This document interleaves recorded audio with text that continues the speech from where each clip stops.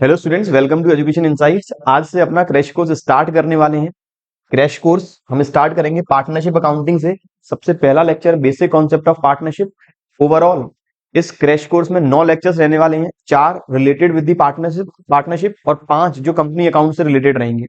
जो भी हम टॉपिक्स डिस्कस करेंगे, चाहे थियोरटिकल पार्ट के फॉर्म में करें, प्रैक्टिकल पार्ट के फॉर्म में करें, सारे टॉपिक्स के सारे न्यूमेरिकल क्वेश्चंस की आपको पीडीएफ हम अपनी एप्लीकेशन एजुकेशन इनसाइट्स में देने वाले हैं। जिन बच्चों ने अभी तक हमारा एप्लीकेशन डाउनलोड नहीं किया है, ऊपर आई बटन में सारी कुछ इन्फॉर्मेशन मैं आपको शेयर कर रहा हूँ। वीडियो का लिंक भी उस आई बटन के अंदर ही है, वहां उस वीडियो को देखें, आपको ओवरऑल हमारी बुक और एप्लीकेशन के बारे में जानकारी जरूर मिलेगी। बात करें इस पहले topic basic concept of partnership में कौन कौन से हम टॉपिक्स को डिस्कस करने वाले हैं। तो पहले इस चैप्टर में सबसे पहले बात करेंगे पार्टनरशिप की डेफिनेशन, फीचर्स, पार्टनरशिप डीड और उसके प्रोविजन। यदि डीड नहीं है तो कौन कौन से हमें प्रोविजन फॉलो करने पड़ेंगे, पार्टनर्स के कैपिटल अकाउंट मेंटेन कैसे करेंगे, फिक्स्ड या फिर फ्लक्चुएटिंग मेथड के अंदर, क्या क्या डिफरेंसेज है दोनों मेथड में, पीएनएल अप्रोप्रिएशन किस तरह से बनाया जाएगा, क्या क्या डिफरेंसेस रहेंगे पीएनएल और पीएनएल अप्रोप्रिएशन में, इंटरेस्ट ऑन कैपिटल की कैलकुलेशन, ड्रॉइंग्स की कैलकुलेशन, गारंटी प्रॉफिट का एडजस्टमेंट और पास्ट एडजस्टमेंट कैसे होंगे। ये सारे topic along with the numerical questions हम डिस्कस करने वाले हैं इस लेक्चर में। सबसे पहले बात करें पार्टनरशिप की डेफिनेशन। तो पार्टनरशिप है क्या? पार्टनरशिप की डेफिनेशन है सेक्शन 4 में, वो भी इंडियन पार्टनरशिप एक्ट 1932 के अंदर। पार्टनरशिप एक रिलेशन है between two or more persons. Partnership एक ऐसा रिलेशन है जो दो या दो से अधिक व्यक्तियों के बीच में होगा, जो एग्री हैं प्रॉफिट को बांटने के लिए, वो भी एक बिजनेस का प्रॉफिट। एंड जो वर्क है वो सारे पार्टनर्स करेंगे या फिर एक पार्टनर करने वाला है सभी के बिहाफ पे। तो डेफिनेशन एज इट इज याद होनी चाहिए। जो इंपोर्टेंट फीचर है डेफिनेशन के, जैसे सेक्शन 4 में लिखी हुई है डेफिनेशन, पार्टनरशिप का एक्ट 1932 है, to or more person required है जो कि एक बिजनेस को कैरीड कर रहे हैं। बिजनेस में प्रॉफिट शेयरिंग रेशियो होना जरूरी है और बिजनेस को सारे पार्टनर्स रन करें या फिर कोई एक पार्टनर रन करे दूसरे पार्टनर्स के बिहाफ पे। मतलब बिजनेस में एक्टिव पार्टनर भी हो सकते हैं और बिजनेस के अंदर स्लीपिंग पार्टनर भी हो सकते हैं। तो आपको जो बेसिक एलिमेंट्स है डेफिनेशन के वो पता होना चाहिए। आगे कहता है, यहां से last year fill in the blanks type question आया। आगे कहता है person who have entered into partnership are individually known as partners. जो लोग, जो पर्सन्स फर्म में इंडिविजुअल कैपेसिटी में एंगेज्ड हैं वो कहलाते हैं पार्टनर्स, और कलेक्टिवली उनका जो रिलेशन है वो कहलाता है पार्टनरशिप, और जिस बिजनेस के अंदर वो काम कर रहे हैं वो कहलाती है पार्टनरशिप फर्म, और उस बिजनेस का नाम कहलाएगा firm's name. Person who have entered into partnership are individually known as partners, collectively called as firm, and the name under which business is carried on is known as firm's name. अब बात करें partnership के essential features कौन कौन से हैं। यहां से रिपीटेड क्वेश्चन काफी बार आया है। तो पार्टनरशिप के essential features, to or more person का होना जरूरी है। यहां बात ध्यान रखनी है, there must be at least two partners, there must be at least two person. Partnership firm में मैक्सिमम पार्टनर्स रहेंगे 50, जो लिमिट लिखी हुई है कंपनी एक्ट के सेक्शन 464 में। ये भी fill in the blanks type question में आ सकता है कि पार्टनरशिप की मैक्सिमम लिमिट किस सेक्शन में और किस एक्ट में लिखी है। तो वो है कंपनी एक्ट का सेक्शन 464। पार्टनरशिप फॉर्म में मैक्सिमम पार्टनर्स रहेंगे 50। तो पहला feature to or more persons या फिर minimum and maximum number of partners. दूसरा फीचर है एग्रीमेंट। पार्टनरशिप फर्म एक एग्रीमेंट होना जरूरी है पार्टनरशिप को स्टार्ट करने के लिए। विदाउट एग्रीमेंट फर्म रन नहीं हो पाएगी, और चाहे एग्रीमेंट राइटिंग में हो या ओरल में हो, दोनों वैलिड माना जाएगा। There must be an agreement between the partners. It can be an oral agreement और इन रिटर्न एग्रीमेंट, और जो रिटर्न एग्रीमेंट रहेगा उसे ही हम बोलेंगे डीड। तीसरा फीचर कहता है there must be a business. एक बिजनेस होना चाहिए जो प्रॉफिट मोटिव के साथ काम कर रहा है। अगर कोई सेवा भाव के लिए कोई ऑर्गेनाइजेशन या संस्था ओपन की गई है, उसे हम पार्टनरशिप नहीं बोल पाएंगे। फोर्थ कहता है म्यूचुअल एजेंसी। म्यूचुअल एजेंसी का मतलब है एक पार्टनर, चाहे वो काम करता हो या नहीं करता हो, वो अपने एक्ट के साथ साथ दूसरे पार्टनर्स के एक्ट से भी बाइंड है। यदि कोई एक पार्टनर फर्म में ये कहता है कि दूसरे पार्टनर्स के अगेंस्ट मैं रेस्पॉन्सिबल नहीं हूं, दूसरे पार्टनर्स जो काम कर रहे हैं उसके अगेंस्ट मैं रेस्पॉन्सिबल नहीं हूं, तो ये संभव नहीं है। हर एक पार्टनर बाइंड रहेगा दूसरे पार्टनर्स के एक्ट के according. That's why each partner is treated as principal as well as agent for the partners. अगला कहता है अनलिमिटेड लाइबिलिटी। पार्टनरशिप फॉर्म में पार्टनर जो कैपिटल इंट्रोड्यूस करेंगे, उस कैपिटल के अलावा उनकी पर्सनल एसेट्स भी लाइबल हैं फर्म की लाइबिलिटीज को पेड करने में। मतलब पार्टनर पर्सनली भी लाइबल है। इन केस फर्म के पास इतनी एसेट्स नहीं है कि अपनी लाइबिलिटी को पेड ऑफ कर पाए, तब पार्टनर्स की पर्सनल एसेट भी बिक जाएंगी फर्म की लाइबिलिटी को पेड करने के लिए। In case firm's assets are not sufficient to pay off its liabilities, then personal assets of partners can also be used. आखिरी feature agreed profit sharing ratio. Partnership firm में profit sharing ratio का होना जरूरी है।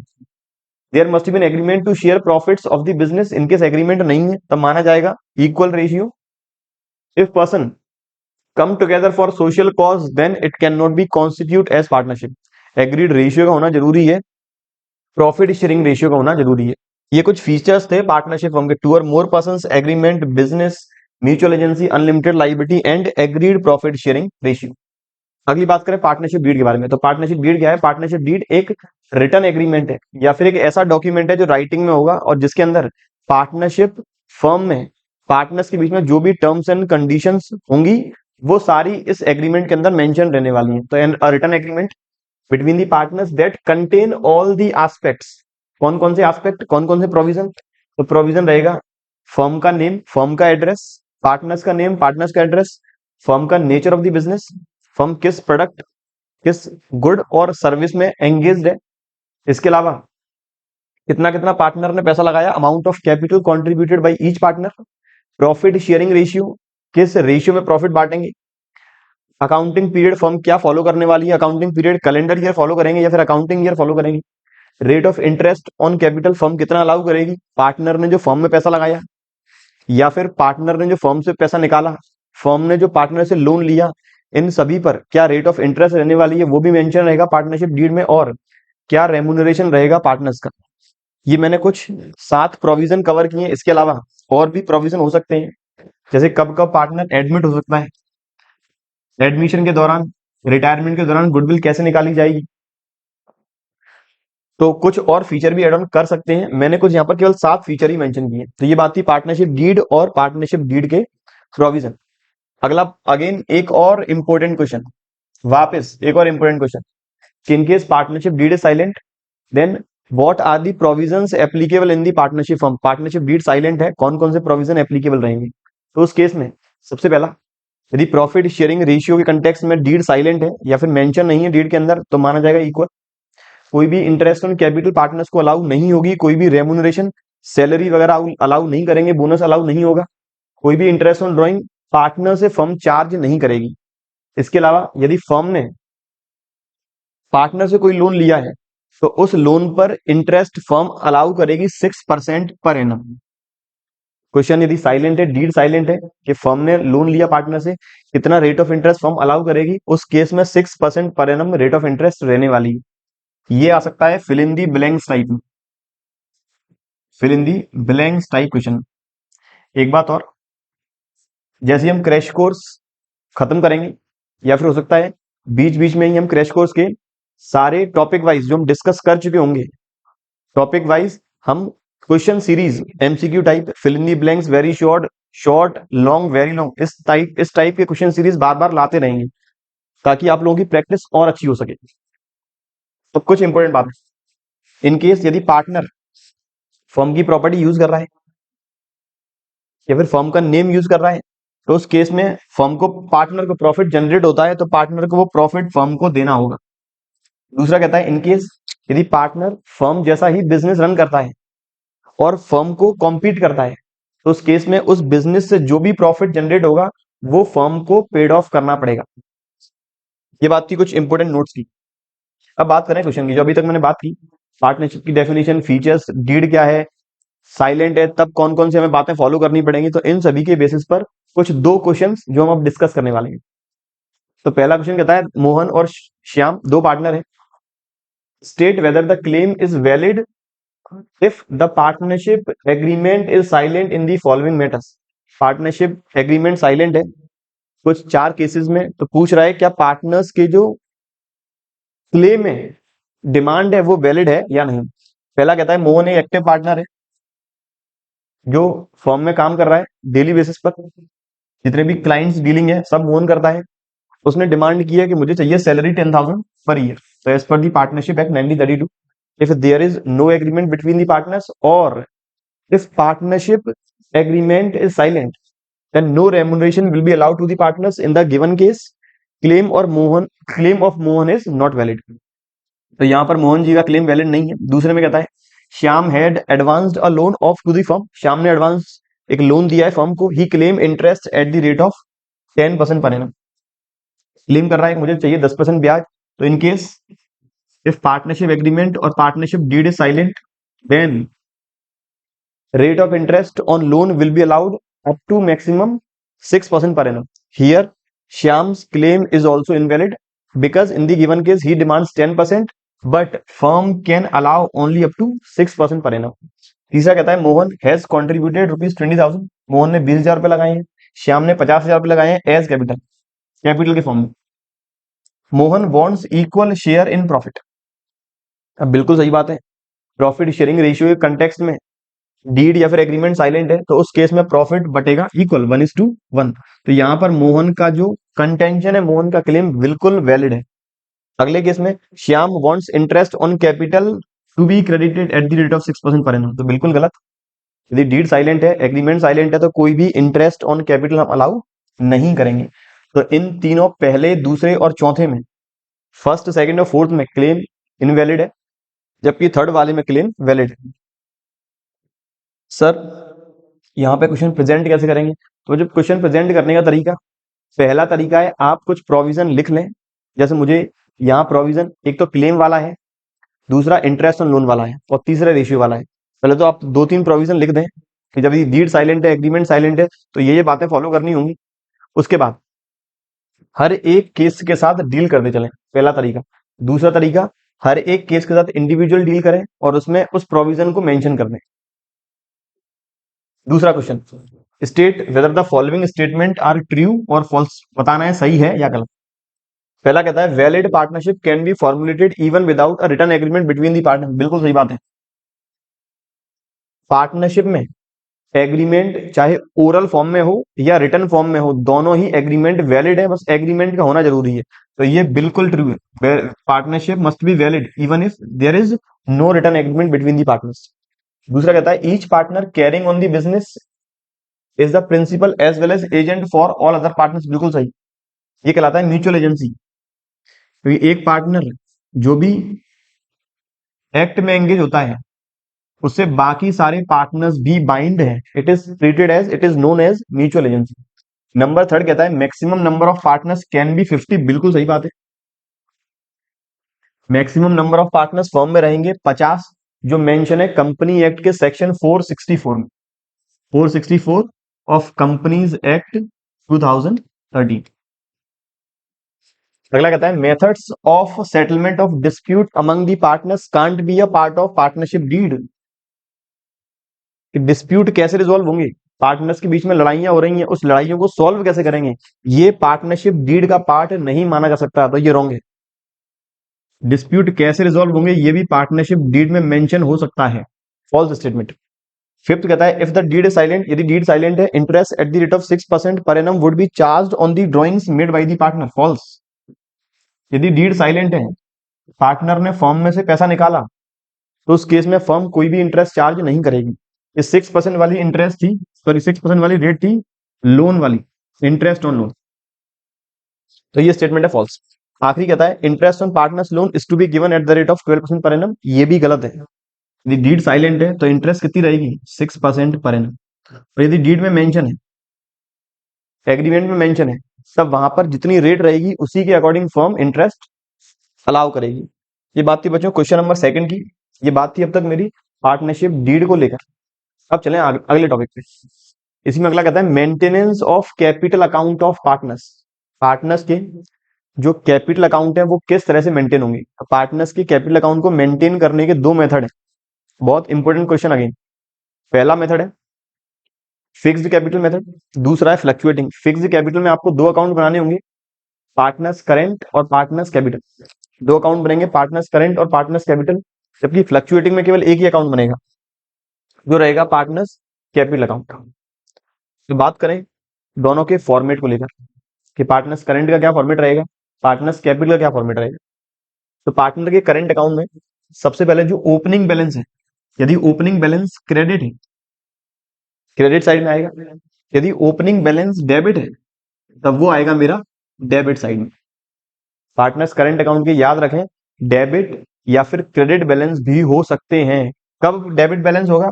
Debit balance केवल तब संभव है जब फर्म कंटिन्यूअस लॉसेज में जाती जा रही है, लॉस की वजह से डेबिट बैलेंस संभव है।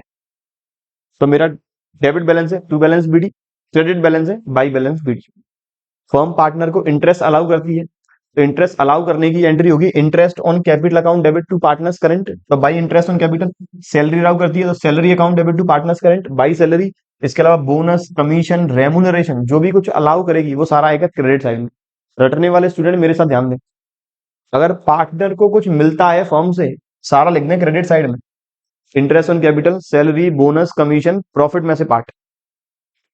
यदि पार्टनर फर्म में से कुछ पैसा विड्रॉ करता है डेबिट साइड में, फर्म पार्टनर से इंटरेस्ट चार्ज करती है, interest on drawing debit side में, फर्म को लॉस होता है टू पीएनएल। सर यहाँ पे पीएनएल एप्रोप्रिएशन लिखा है, यहाँ प्रॉफिट एंड लॉस अकाउंट लिखा है, ये क्या डिफरेंस है, इसके बारे में बात करने वाले हैं आगे। तो मैंने करंट अकाउंट में ओपनिंग बैलेंसेस प्लेस कर दिए। सर क्या दोनों बैलेंस संभव है? बैलेंस केवल एक ही होगा, या तो डेबिट होगा या क्रेडिट होगा। Salary, interest on capital, remuneration, profit और लॉस एप्रोप्रिएशन, उस साइड में drawings, interest on drawing, PNL और क्लोजिंग बैलेंस। यदि क्रेडिट साइड का बैलेंस ज्यादा है, यदि क्रेडिट साइड का बैलेंस ज्यादा है डेबिट साइड से, तब आएगा टू बैलेंस कैरेट डाउन। और यदि डेबिट साइड का बैलेंस ज्यादा है क्रेडिट साइड से, तब आएगा by balance carried down. Further profit and loss appropriation, इसकी बात आगे करने वाले हैं। हमें जो बात कर रहे थे फिक्स्ड मेथड की, दो अकाउंट बनाने थे, पार्टनर्स करंट डिस्कस कर चुके हैं, अब बात करें पार्टनर्स कैपिटल की। तो फिक्स्ड मेथड में पार्टनर्स कैपिटल में opening balance by balance BD. Fixed method के अंदर कैपिटल अकाउंट का हमेशा बैलेंस रहेगा क्रेडिट, हमेशा, कभी भी डेबिट बैलेंस नहीं हो सकता, क्योंकि डेबिट बैलेंस केवल संभव है लॉस वाले केसेस में, और जब भी फर्म फिक्स्ड मेथड फॉलो करती है, लॉस हमेशा प्लेस करेंगे करंट अकाउंट के अंदर। तो मेरा ओपनिंग बैलेंस आ गया बाई बैलेंस बीडी। पार्टनर ने एडिशनल कैपिटल लगाई, एंट्री होती है cash account debit to capital या फिर bank account debit to capital, तो बाई कैश या फिर बाई बैंक। पैसा निकाला टू कैश या फिर टू बैंक। एक बात और याद रखें यहाँ पे, जब पार्टनर ने अपने करेंट अकाउंट प्रॉफिट में से पैसा निकाला, वहां मैंने किया है टू ड्रॉइंग्स। जब पार्टनर ने अपनी कैपिटल में से पैसा निकाला, तो मैंने यहां लिखा है टू कैश या फिर बैंक। आरबीएसई बोर्ड में इसका कोई भी इफेक्ट नहीं पड़ता है, चाहे आप यहाँ टू ड्रॉइंग्स लिख लें या यहाँ टू कैश या बैंक लिख दें, लेकिन इसका मेन इफेक्ट आएगा इंटरेस्ट ऑन ड्रॉइंग की कैलकुलेशन। क्लोजिंग बैलेंस, फिर क्रेडिट साइड डेबिट साइड ज्यादा होगी तो टू बैलेंस कैरी डाउन, कभी भी क्रेडिट साइड डेबिट साइड से कम नहीं हो सकती। तो ये बात थी मेरी फिक्स्ड कैपिटल के अंदर दोनों अकाउंट को मेंटेन करने का तरीका। अब बात करें फ्लक्चुएटिंग या फिर फ्लेक्सिबल मेथड में, तो इसमें सारे आइटम्स करंट के और कैपिटल के सारे एक ही अकाउंट में लिखने वाले हैं। बाई बैलेंस बीडी, यदि क्रेडिट बैलेंस हो तो टू बैलेंस बीडी, अगर बैलेंस होता है डेबिट तब। पार्टनर को by interest on capital, by salary, by remuneration, by PNL appropriation. Partner ने एडिशनल कैपिटल लगाई तो बाई कैश और बैंक। पार्टनर ने पैसा निकाला आउट ऑफ कैपिटल ड्रॉइंग्स की, तो टू कैश और bank. Out of profit drawings की, to drawings. Out of profit वाले पे फर्म ने लगाई ब्याज, to interest on drawing. Firm में हुआ लॉस, टू पीएनएल, तो to balance carry down closing balance. In case credit balance ज्यादा है डेबिट साइड से, to balance CD. Debit balance ज्यादा है क्रेडिट साइड से, तो बाई बैलेंस सीडी। ये बात थी बच्चों फिक्स्ड मेथड के अंदर और फ्लक्चुएटिंग मेथड के अंदर पार्टनर्स कैपिटल और करंट अकाउंट के बारे में। अब बात करें दोनों में डिफरेंसेस कौन कौन से हैं। बहुत important question, again very very important question, कि फिक्स्ड और फ्लक्चुएटिंग में कौन कौन से डिफरेंसेस हैं। तो सबसे पहला डिफरेंस नंबर ऑफ अकाउंट्स को लेकर, फिक्स्ड में अकाउंट बनेंगे दो, करंट कैपिटल, जबकि फ्लक्चुएटिंग में अकाउंट बनेगा एक ही, केवल कैपिटल। दूसरा कहता है डेबिट और क्रेडिट बैलेंस। जो फिक्स्ड मेथड है इसके अंदर करंट अकाउंट का डेबिट या फिर क्रेडिट बैलेंस हो सकता है, लेकिन कैपिटल अकाउंट का हमेशा रहेगा क्रेडिट बैलेंस। लेकिन फ्लक्चुएटिंग मेथड में कैपिटल अकाउंट का डेबिट या फिर क्रेडिट कोई सा भी बैलेंस हो सकता है। अगला कहता है एडजस्टमेंट ऑफ ड्रॉइंग्स। तो फिक्स्ड मेथड में यदि ड्रॉइंग्स आउट ऑफ प्रॉफिट है, वो जाएगी करंट अकाउंट में। यदि ड्रॉइंग्स आउट ऑफ कैपिटल है वो जाएगी कैपिटल अकाउंट में। जबकि फ्लक्चुएटिंग मेथड में दोनों टाइप की ड्रॉइंग्स, चाहे आउट ऑफ करंट हो, आउट ऑफ प्रॉफिट हो या आउट ऑफ कैपिटल हो, दोनों जाने वाली है कैपिटल अकाउंट में। अगला फिक्स्ड बैलेंस। फिक्स्ड मेथड के अंदर कैपिटल अकाउंट का बैलेंस हमेशा रहेगा फिक्स्ड यदि if there is no additional capital और there is no drawings out of capital. Capital account का बैलेंस रहेगा फिक्स यदि कोई भी एडिशनल कैपिटल नहीं है, ना ही कोई ड्रॉइंग्स आउट ऑफ कैपिटल। जबकि फ्लक्चुएटिंग मेथड में ये दोनों आइटम नहीं भी हुए तब भी कैपिटल अकाउंट का बैलेंस चेंज होता जाएगा due to the remuneration, due to the losses, due to the drawings out of profit. ये मैंने बात कर ली है फिक्स्ड और फ्लक्चुएटिंग दोनों मेथड को लेकर डिफरेंसेस। अब बात करें वापस क्वेश्चन की। मैंने आपको पहले बता दिया था हर एक टॉपिक को करने के बाद क्वेश्चन देखेंगे ताकि अपनी प्रैक्टिस साथ साथ होती जाए। तो यहाँ क्वेश्चन कहता है समीर और यास्मीन दो पार्टनर हैं, कैपिटल इनकी है 15 लाख और 10 lakh respectively. They agree to share profits in the ratio of 3:2। Ratio ने डिसाइड किया 3 और 2 रहेगा। Show how the following transaction will be recorded in the capital accounts of the partners. पूछ रहा है कि नीचे दिए गए जो ट्रांजेक्शन है ये पार्टनर्स की कैपिटल अकाउंट में कैसे शो करेंगे, कैसे कैसे प्रेजेंट करेंगे। दो अलग अलग केसेस में, यदि कैपिटल है फिक्स्ड, फिक्स्ड कैपिटल है, दो अकाउंट बनेंगे। फ्लक्चुएटिंग है तो एक ही अकाउंट बनेगा। अब देखें अकाउंट बनेगा कैसे।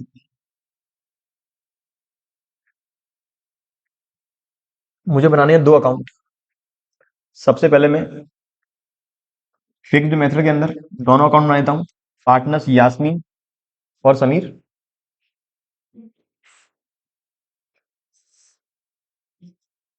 फिक्स्ड मेथड ये मेरा हो गया पार्टनर्स करेंट,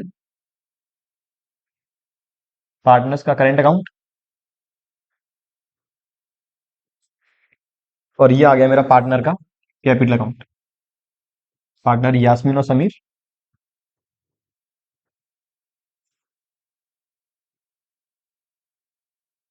ये आ गया मेरा पार्टनर्स का कैपिटल अकाउंट।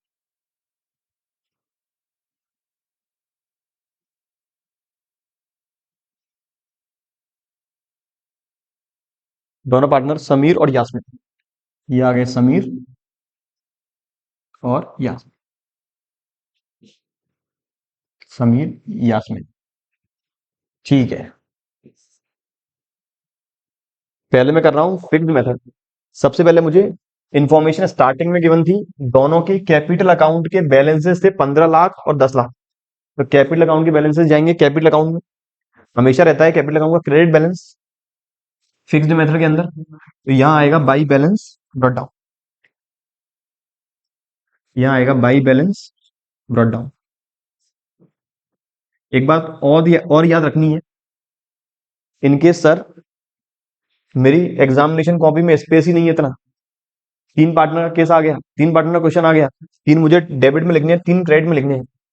तब वहां पर दूसरा तरीका रहेगा मेरा फॉर्मेट बनाने का, जो जब मैं इसी क्वेश्चन को फ्लक्चुएटिंग मेथड से करूंगा तब बताने वाला हूं। तो ओपनिंग बैलेंस कुछ 15 लाख और 10 लाख था, बिल्कुल 15 लाख और 10 लाख। थोड़ा स्पीड अप करें, 15 लाख और 10 लाख मेरा ओपनिंग बैलेंस। ओपनिंग बैलेंस ही मेरा हो गया है। फिर आगे कहता है एडिशनल कैपिटल दोनों ने लगाई। एडिशनल कैपिटल कहां जाएगी, ये मेरी जाएगी पार्टनर के कैपिटल अकाउंट में बाई कैश या फिर बैंक, बाई कैश या फिर लिख सकते हैं बाई बैंक। अमाउंट है कुछ 3 लाख और 2 लाख, 3 लाख और ये 2 लाख। इसके बाद interest on capital, interest on capital method fix है, कहां जाएगी करंट अकाउंट में, और किस साइड, वो भी क्रेडिट साइड में। तो यहां आएगा by interest on capital. Opening balance नहीं है, ओपनिंग बैलेंस होता तो देखता मैं डेबिट है या क्रेडिट है। क्वेश्चन यदि साइलेंट है, दिया नहीं है कौन सा बैलेंस है, हमेशा मानते हैं क्रेडिट बैलेंस, पार्टनर्स करंट या फिर कैपिटल का। Interest on capital amount, interest on capital का अमाउंट मुझे निकालना पड़ेगा, कितना रेट है 5%, दोनों का 5-5। तो 15 लाख का 5% 75,000, और ये 3 लाख रुपए कैपिटल लगाइए कुछ 1 अक्टूबर को। तो 3 लाख का 5% 15,000 और उसका आधा 7.5। तो ये आ गया मेरा कुछ 82,500। इनकेस कोई कैलकुलेशन में गलती हो जाती है तो उसे आप रेक्टिफाई कर लें। ऐसा नहीं आप कमेंट कर रहे हो सर आपकी कैलकुलेशन गलत है, कोई अगर कैलकुलेशन गलत हो जाती है आप लोग उसे रेक्टिफाई खुद से कर लें। दूसरा पार्टनर 10 लाख, 10 लाख का 5% 50,000, 2 लाख का 5% 10,000, 6 महीने की 5,000, तो ये कुछ आ गया 55,000। या फिर अपनी कैलकुलेशन के लिए कैलकुलेटर ले लेते हैं।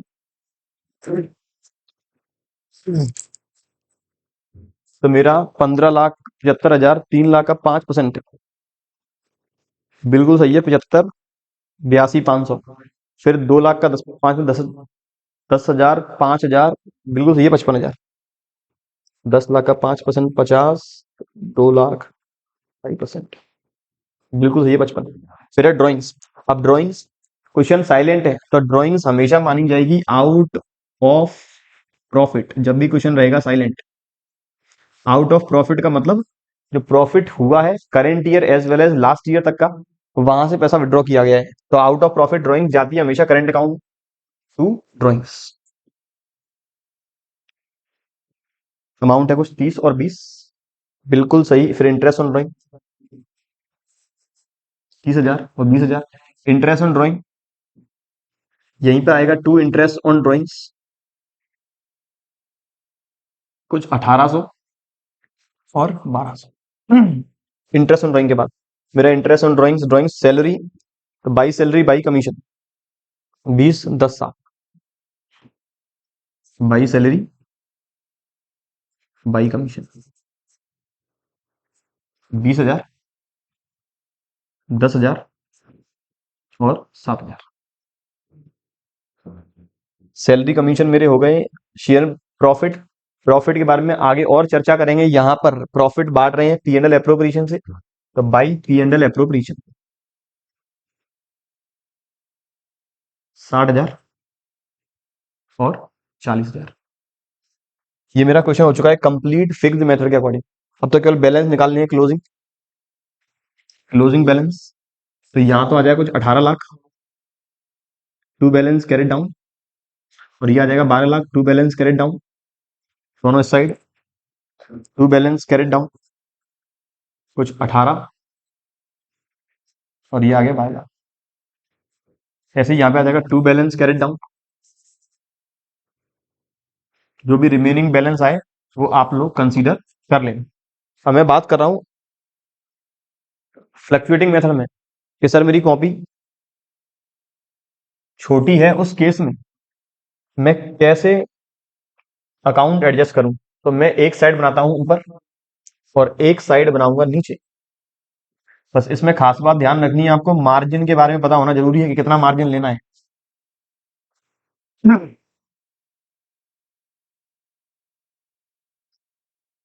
ये मेरी मैंने लिख दी क्रेडिट साइड, पार्टनर समीर,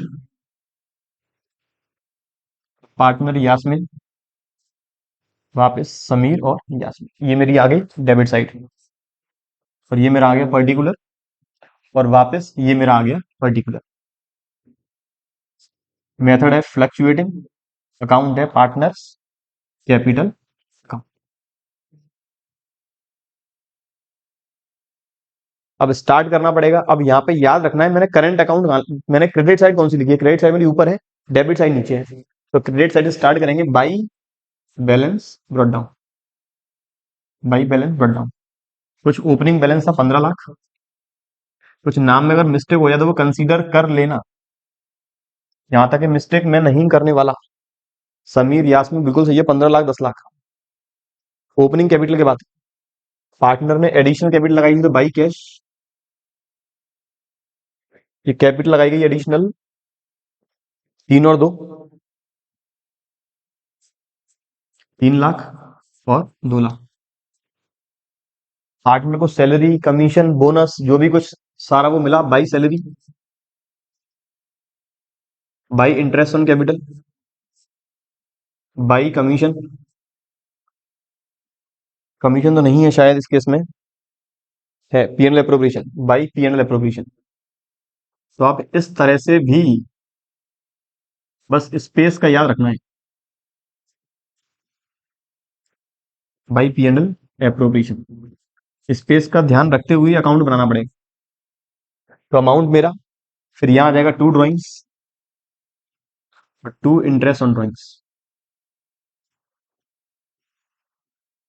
जितना भी अमाउंट है वो सारा पार्टनर्स के जो भी अमाउंट लिखते जाएं और फिर आखिरी में निकाल देंगे टू बैलेंस कैट डाउन। उम्मीद करता हूं फिक्स्ड फ्लक्चुएटिंग में कौन से डिफरेंसेस कैसे बनाने हैं, स्पेस कैसे मैनेज करना है, आप लोगों को क्लियर समझ में आ चुका है। इनकेस अगर कोई भी दिक्कत आती है कमेंट बॉक्स में कमेंट जरूर करें, मैं आपकी क्वेरी का जल्द ही रिप्लाई देने की पूरी कोशिश करूंगा। अब बात करें अगला पी एंड एल एप्रोप्रिएशन के बारे में। ये P and L appropriation account किस तरह से बनेगा, कौन कौन सी बातें याद रखनी है, क्या डिफरेंसेस हैं पी एंड एल और P and L appropriation account में। तो प्रॉफिट एंड लॉस एप्रोप्रिएशन सबसे पहले है क्या?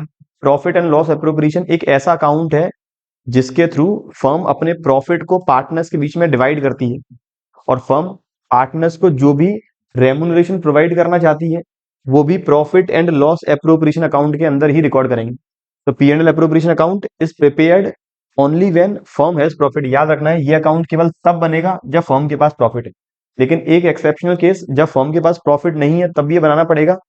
But in one exceptional case it needs to prepare even a firm incurring losses, that is when firm charges interest on drawing from the partners। यदि firm partner से interest on drawing charge करती है तब firm में loss होगा, तब भी इस अकाउंट को हमें बनाना होगा। अब ये अकाउंट बनाना कैसे है?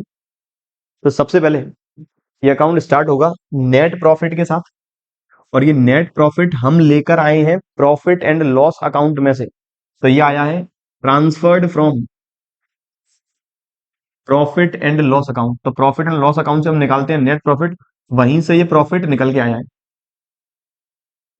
तो पार्टनर को फर्म ने सैलरी अलाउ करी, एंट्री की salary account debit to partners current या फिर कैपिटल, और उस सैलरी को इंटरेस्ट ऑन कैपिटल को रेमुनरेशन को बोनस को अलाउ करेंगे, अप्रोप्रिएट करेंगे इस प्रॉफिट में से या फिर इस प्रॉफिट लॉस अप्रोप्रिएशन अकाउंट में से, या फिर कुछ इस तरह से समझे। फर्म ने पार्टनर को सैलरी अलाउ की, एंट्री हुई मेरी salary account debit to partners capital और पार्टनर्स करंट।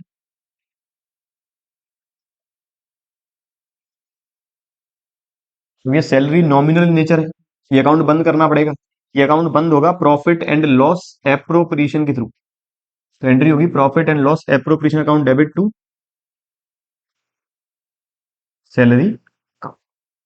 तो ऐसे ही सैलरी की एंट्री है, ऐसे ही इंटरेस्ट ऑन कैपिटल, ऐसे ही कमीशन बोनस। तो सारा पी एंड एल एप्रोप्रिएशन आएगा debit side, to interest on capital, to salary, to other remuneration. Firm ने पार्टनर से इंटरेस्ट ऑन ड्राइंग चार्ज की है, उस केस में एंट्री बनती है इंटरेस्ट ऑन ड्राइंग चार्ज करने की। फर्म के लिए इंटरेस्ट ऑन ड्राइंग इनकम है, तो to interest on drawing account, चाहे तो ड्राइंग में चार्ज कर लें या फिर पार्टनर्स करेंट अकाउंट के थ्रू चार्ज कर सकते हैं। और फिर इस इंटरेस्ट ऑन ड्राइंग को हम ले जाएंगे पी एंड एल एप्रोप्रिएशन में। तो entry interest on drawings account debit to profit and loss appropriation. तो पी एंड एल एप्रोप्रिएशन में by interest on drawings. In case credit side का बैलेंस मतलब अपने पास प्रॉफिट है एप्रोप्रिएशन करने के बाद भी, तो वहां पर ये पार्टनर्स के बीच में रिमेनिंग प्रॉफिट बढ़ जाएगा। लेकिन इनकेस फर्म पहले से ही लॉस में है तो उस केस में लॉस का बैलेंस इस साइड आएगा। इनकेस फर्म लॉस में है लेकिन interest on drawings firm charge कर रही है पार्टनर से, तो उस केस में लॉस पहले यहां लिखेंगे टू नेट लॉस।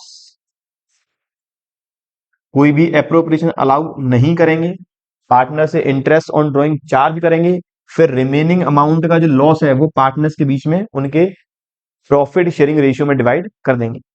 ये बात थी पार्टनर्स के ये बात थी पार्टनरशिप फर्म में P and L appropriation account किस तरह से बनाएंगे। अब बात करें कि क्या डिफरेंसेस हैं पी एंड एल अकाउंट और P and L appropriation account में। तो डिफरेंस नंबर 1, जो पी एंड एल अकाउंट है वो स्टार्ट होता है हमेशा ग्रॉस प्रॉफिट से। आपने 11th में पढ़ा होगा पी एंड एल अकाउंट हमेशा स्टार्ट होता है ग्रॉस प्रॉफिट या फिर ग्रॉस लॉस के साथ, जबकि एप्रोप्रिएशन स्टार्ट होता है नेट प्रॉफिट के साथ। ऑब्जेक्टिव मोटिव क्या है बनाने का? पी एंड एल अकाउंट बनाया जाता है नेट प्रॉफिट या फिर नेट लॉस निकालने के लिए, जबकि एप्रोप्रिएशन अकाउंट बनाया जाता है डिविजिबल प्रॉफिट को निकालने के लिए कि पार्टनर्स को फाइनली कितना प्रॉफिट हम डिवाइड करने वाले हैं।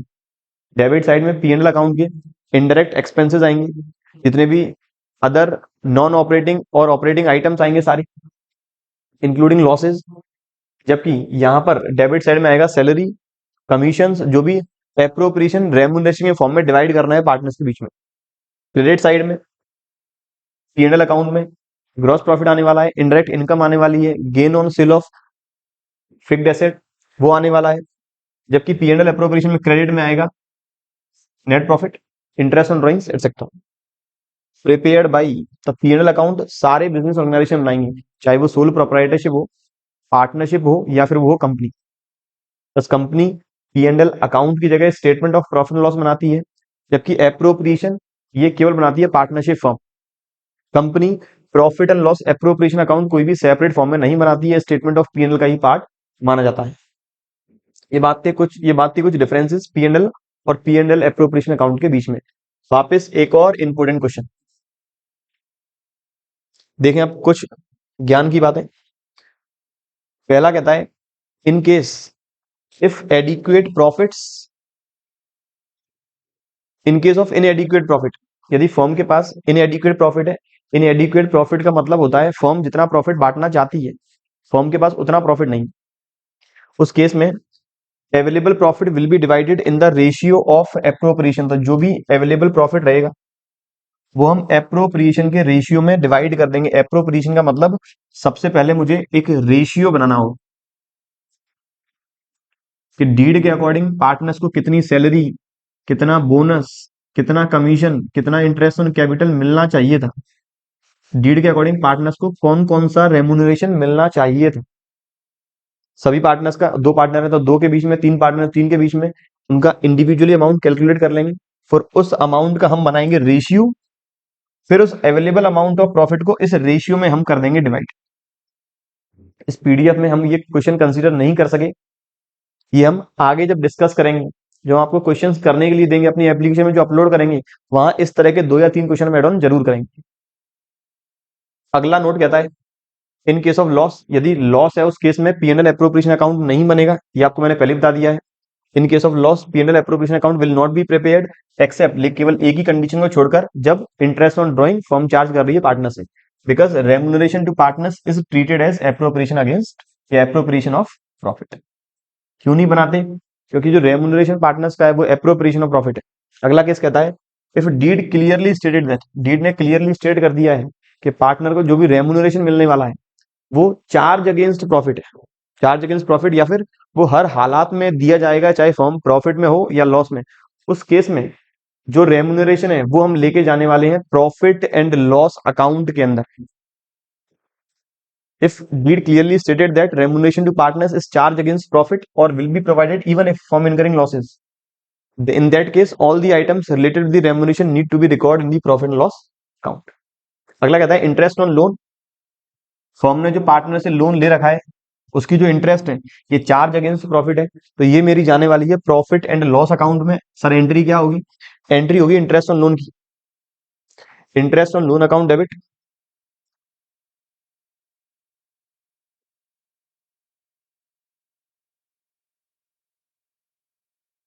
एंट्री होगी interest on loan account debit to partners loan, और फिर इंटरेस्ट ऑन लोन एक्सपेंस है ले जाएंगे P&L में, तो फिर P&L account debit to interest on loan. Specific adjustment, और यदि फर्म पार्टनर की प्रीमिसेस, पार्टनर की प्रॉपर्टी यूज कर रही है बिजनेस को करने के लिए, तो उस केस में जो रेंट बनता है वो रेंट चार्ज अगेंस्ट प्रॉफिट रहेगा, ना कि appropriation of profit. In case firm is using partners premises for business purpose, then rent of the said property is treated as charge against profit. Entry क्या होगी sir? Entry rent account debit to outstanding rent being rent due, और फिर rent कर देंगे P&L में charge. In case अगर firm में profit नहीं है तब इंटरेस्ट ऑन लोन भी प्रोवाइड करना पड़ेगा और रेंट भी प्रोवाइड करना पड़ेगा, क्योंकि ये दोनों आइटम है चार्ज अगेंस्ट प्रॉफिट। ये बात थी कुछ P&L एप्रोप्रिएशन की। अब बात करें इंटरेस्ट ऑन कैपिटल कैलकुलेट कैसे करेंगे, ड्रॉइंग्स की इंटरेस्ट कैलकुलेट कैसे करेंगे। सबसे पहला calculation of interest on capital. तो इंटरेस्ट ऑन कैपिटल निकालने का सिंपल सा फॉर्मूला है, सिंपल इंटरेस्ट मेथड है। फॉर्मूला क्या था? सिंपल इंटरेस्ट का PRT upon 100, principal into rate into time upon 100। Same ऐसे यहाँ पे इंटरेस्ट ऑन कैपिटल निकालने का simple interest method, amount of capital partner ने जो पैसा लगाया है multiply by rate of interest जो गिवन होगी डीड में, नहीं है तो इंटरेस्ट ऑन कैपिटल कैलकुलेट नहीं करेंगे, और इनटू टाइम अपॉन 12। टाइम मतलब वो पैसा कितने टाइम पीरियड, कितने महीने उस फॉर्म में रहा। अगर ये time period number of months के फॉर्म में है, नंबर ऑफ मंथ्स के फॉर्म में है, तब नीचे आने वाला है 12। 12 महीने, साल में 12 महीने है, ये रेट 12 महीने की होगी तो नीचे 12 का डिवाइड होगा। अगर ये time period number of days के फॉर्म में है, नंबर ऑफ डेज के फॉर्म में है, तब नीचे आने वाला है 365। तब उस 12 की जगह आएगा 365। बहुत कॉमन सी बात है। अब देखें कौन कौन सी बातें हमें याद रखनी पड़ेंगी। फॉर्मूला काफी सिंपल है लेकिन अप्लाई बहुत ध्यान से करना पड़ेगा हमें। क्या क्या बातें याद रखनी है? सबसे पहला कहता है interest on capital needs to be calculate on the amount of capital as per the time period. Interest on capital निकालनी है तो सतर्क रहें इस टाइम पीरियड को लेकर, कि बहुत बार ऐसा होगा कैपिटल हमने लगाई होगी मिड ऑफ द ईयर या फिर साल की स्टार्टिंग की डेट को छोड़कर किसी दूसरे दिन, और गलती से हम वहां पर इंटरेस्ट लगा देंगे पूरे 12 महीने की। तो सबसे पहले सतर्क रहना है 12, सबसे पहले सतर्क रहना है टाइम पीरियड को लेकर। दूसरा पॉइंट कहता है in most of the cases only opening capitals are given when interest needs to be calculated on the same. RBSC कुछ सिंपल क्वेश्चन ही कंसीडर करते हैं तो वहां पर ज्यादातर केसेस में आपको ओपनिंग कैपिटल ही गिवन होगी। ओपनिंग कैपिटल मतलब first day of the year, साल के पहले दिन। तो उस केस में ज्यादा कुछ दिमाग नहीं लगाना है, ज्यादा कुछ याद नहीं रखना है, सीधा जो कैपिटल है उसमें मल्टीप्लाई कर देंगे रेट 100 का, क्योंकि पूरे 12 महीने है तो 12.12 करके वो तो 1 ही आने वाला है। तीसरा, in case opening capital is not given, interest हमेशा लगाते हैं ओपनिंग कैपिटल के अकॉर्डिंग। यदि ओपनिंग कैपिटल गिवन नहीं है तब क्या करें? उस केस में मुझे क्लोजिंग कैपिटल गिवन होगी। और इस तरह का क्वेश्चन इस साल आरबीएससी ने अपने मॉडल टेस्ट पेपर 2024 में पूछा है। तो इनकेस ओपनिंग कैपिटल गिवन नहीं है, क्लोजिंग गिवन है, तो किस तरह से ओपनिंग निकालेंगे और फिर किस तरह से इंटरेस्ट ऑन कैपिटल की कैलकुलेशन हम करेंगे। तो क्लोजिंग कैपिटल में से ऐसे एडजस्टमेंट एलिमिनेट करने होंगे जो हम कर चुके हैं, जैसे ड्राइंग्स मैंने माइनस कर दी है, प्लस कर देंगे। क्लोजिंग कैपिटल तक पहुंचने के लिए ड्राइंग में पहले ही माइनस कर चुका हूं, प्लस करेंगे। क्लोजिंग कैपिटल पहुंचने के लिए मैंने जो एडिशनल कैपिटल इस साल लगाई वो कर दी थी प्लस, तो वो कर देंगे माइनस। मैंने इस साल जो प्रॉफिट डिस्ट्रीब्यूट कर दिया, प्रॉफिट से कैपिटल बढ़ गई, वापस कम करनी होगी, तो मैंने प्रॉफिट जो डिस्ट्रीब्यूट कर चुके हैं वो भी मैंने कर दिया माइनस। कुल मिला के क्लोजिंग से ओपनिंग पहुंचना है तो ऐसे एडजस्टमेंट जो हम कर चुके हैं उसका रिवर्स इफेक्ट हमें लाना पड़ेगा। और क्या बातें याद रखनी है? बातें सारी ध्यान देने योग्य हो चुकी हैं। अब सीधे आ जाए क्वेश्चन पे। इंटरेस्ट ऑन कैपिटल कंटेक्स्ट में हमने कुछ 5 क्वेश्चंस किए होंगे, बिल्कुल 5 क्वेश्चन में पहला कहता है ए और बी पार्टनर है, इनका जो प्रॉफिट एंड लॉस का रेशियो है वो है 3:2। They have capital balances of ₹1,50,000। उनका जो कैपिटल बैलेंस है 1 अप्रैल 2023 मतलब साल के पहले दिन, first day of the year, वो है 1,50,000। A introduced 20,000 and B introduced 10,000 as additional capital on 1 October 2003। अब ध्यान यहां देना पड़ेगा, 1 अक्टूबर 2023 को दोनों ने एडिशनल कैपिटल लगाई है, एक ने 20 दूसरे ने 10।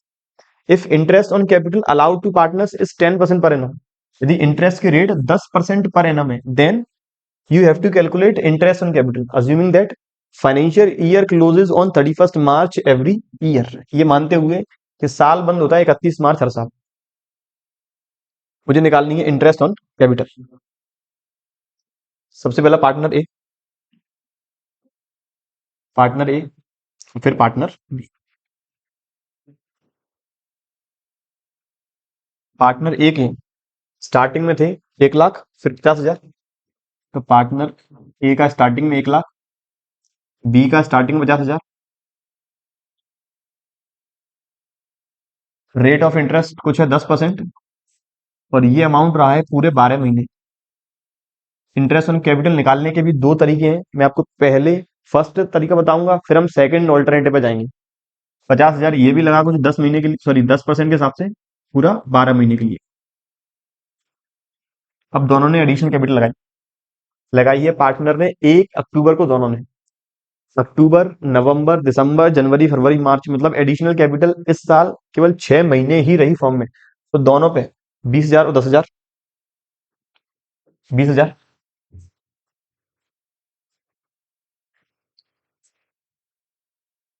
और 10,000।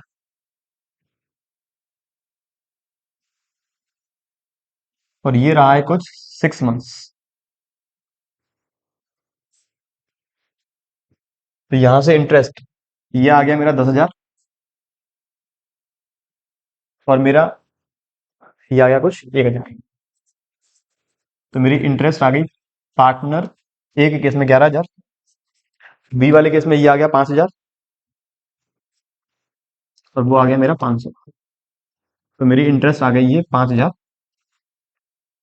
ये बात थी मेरी इंटरेस्ट ऑन कैपिटल की पहले ऑल्टरनेटिव के अकॉर्डिंग। अब मैं यहीं पर दूसरा ऑल्टरनेटिव अडॉप्ट करूं। दूसरा ऑल्टरनेटिव, चलिए दूसरे ऑल्टरनेटिव, अगर मैं दूसरा ऑल्टरनेटिव अप्लाई करूं, तो पार्टनर ए ने पहले 1,00,000 रुपए लगाए इंटू 10/100 इंटू, अब ये 1,00,000, 1 अक्टूबर तक तो 1,00,000, फिर उसके बाद पार्टनर ए ने 20,000 और लगा दिए, मतलब 1 अक्टूबर के बाद अब हो गए 1,20,000। तो ये कैपिटल रही कुछ 6 महीने,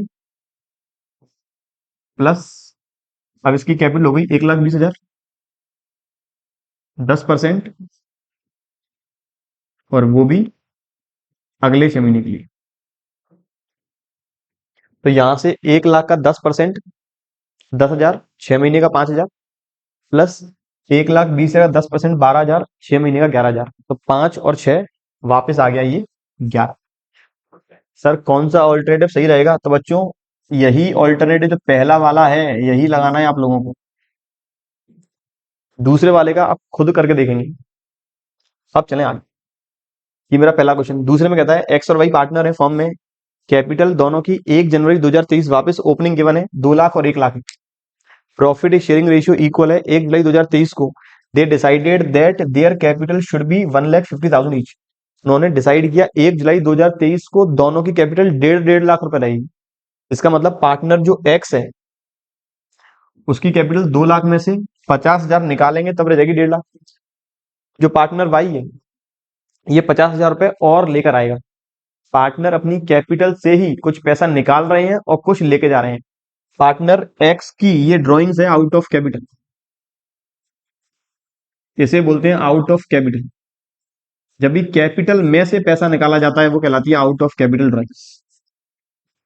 और पार्टनर वाई की है एडिशनल कैपिटल। मुझे वापस क्वेश्चन की डिमांड है, इंटरेस्ट ऑन कैपिटल निकालनी है यदि रेट है 10% पर एनम, और अकाउंटिंग ईयर जो मेरा क्लोज होता है वो होगा 31 दिसंबर को हर साल। अब किस तरह से करेंगे? पार्टनर ए, इसकी कैपिटल स्टार्टिंग में रही कुछ 2,00,000। अब इसे भी करने के दो तरीके हैं, आप एक ही तरीका अपना लें वही बहुत है। रेट वापस 10%, और ये कैपिटल इन्होंने चेंज किया कुछ 6 महीने के बाद बिल्कुल, प्लस अब इसकी कैपिटल लगी 1.5 लाख, रेट 10%, और टाइम पीरियड वापस 6 मंथ्स। तो वो आ गया 1.5 लाख का 10%, 6 महीने के लिए 7.5, और ये आ गया 10। तो ये आ गया इसका interest on capital 17,500। Partner B वाले केस में इसकी ओपनिंग कैपिटल 1,00,000, वापस 10%, और वो भी 6 महीने के लिए, प्लस अब कैपिटल होगी 1.5 लाख, 10% वापस 6 महीने के लिए, तो ये हो जाएगा 7.5 साइड वाला।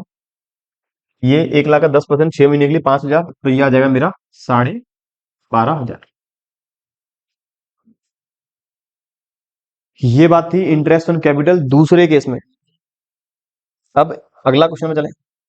अगला क्वेश्चन कहता है अनीता सुनीता दो पार्टनर है 3:1 के रेशियो में, कैपिटल है 50,000 और 30,000 एट दी एंड। ये इंपॉर्टेंट बात आ गई है। ये कैपिटल है एट दी एंड, साल के आखिरी में, मतलब आखिरी में दे रखी ओपनिंग निकालनी पड़ेगी। ड्राइंग्स 2,000 और 3,000 है अनीता और सुनीता की, which has been duly debited to their capital account. Profit before charging interest on capital during the year was 8,000. The same has also been credited in their profit sharing ratio. Partner Sunita had brought additional capital of rupees 5,000 on 1st October 2023. Calculate interest on capital at the rate of 6% per annum for the year 2023-24. Question same यही RBSC ने current year के model test paper में पूछा है। Same यही question. करना क्या है, सबसे पहले मुझे निकालनी है ओपनिंग कैपिटल, क्योंकि क्लोजिंग गिवन है। ओपनिंग कैपिटल निकालने के बाद मैं निकालूंगा interest on capital. Opening capital, calculation of opening capital.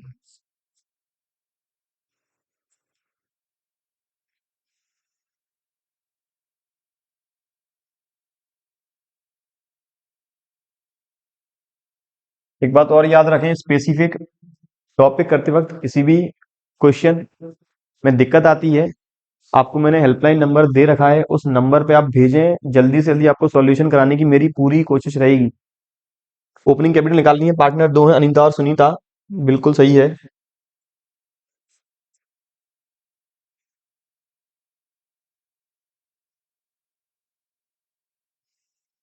मुझे गिवन है क्लोजिंग,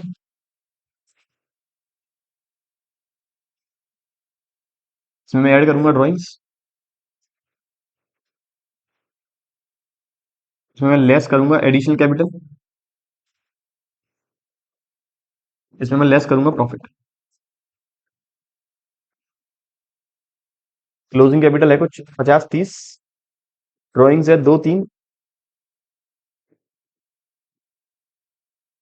50,000 और 30,000, ड्राइंग्स है 2,000 और 3,000, प्रॉफिट शायद कुछ था 8,000, रेशियो था इक्वल, प्रॉफिट नहीं, रेशियो 3:1, प्रॉफिट है 8,000। तो डिवाइड कर चुके हैं पार्टनर्स में, 6,000, 2,000, ये मुझे करना है माइनस।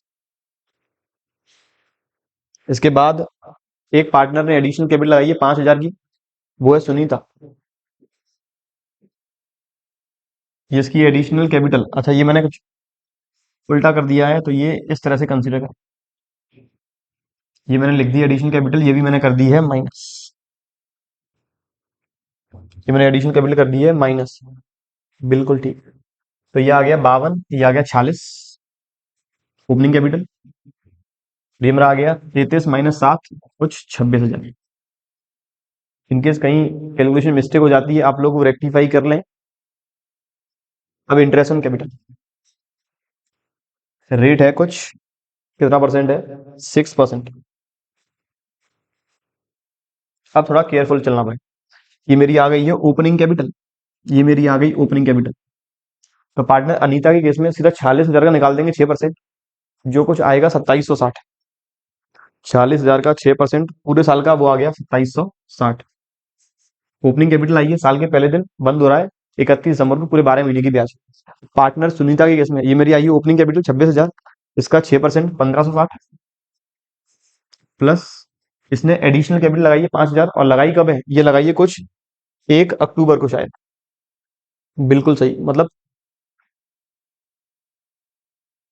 ईयर बंद हो रहा है 31 मार्च को, इससे पहले वाले क्वेश्चन में बंद हो रहा था ईयर 31 दिसंबर को।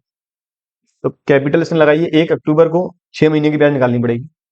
तो 5,000 का 6%, 6 महीने का, तो 300 प्लस 150, मतलब 5,000 का 6%, 300, 6 महीने का 150। तो ये कुछ आ गया 1710, 1560 प्लस 150, बिल्कुल सही। ये बात थी क्वेश्चन नंबर थर्ड की। अब बात करें फोर्थ की। तो फोर्थ कहता है राम और श्याम पार्टनर है, capital account shows balance on 1 Jan 2023 rupees 1,80,000 respectively. बिल्कुल सही बात है।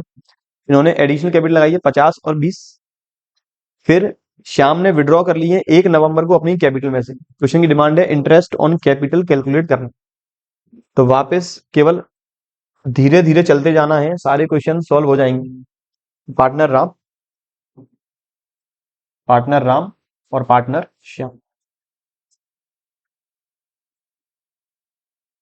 पार्टनर राम ने कैपिटल लगाई एक, इसका ओपनिंग बैलेंस आ रहा है 1 जनवरी को 1 लाख, साल बंद हो रहा है 31 दिसंबर को, तो 1 लाख में पूरे 12 महीने की ब्याज, और रेट है कुछ 10%।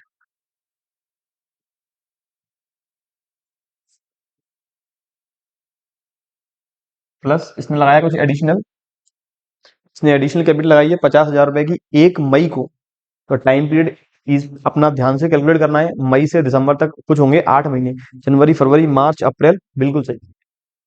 तो 50,000 8 महीना 10%, 50,000 8 महीने के लिए 10% के हिसाब से। और राम ने कुछ नहीं लगाया है एडिशनल, राम का और कुछ नहीं है एडिशनल। अब बात करें श्याम की, तो 80,000 फिर 20,000 फिर 30,000। श्याम ने पहले लगाया 80,000। अब देखिए मैं कैसे कैलकुलेट कर रहा हूँ। श्याम ने 80,000 लगाए, ये तो स्टार्टिंग है, प्लस फिर श्याम ने कुछ 30,000 और लगा दिए, 20,000 और लगा दिए, वो भी वापस 1 मई को।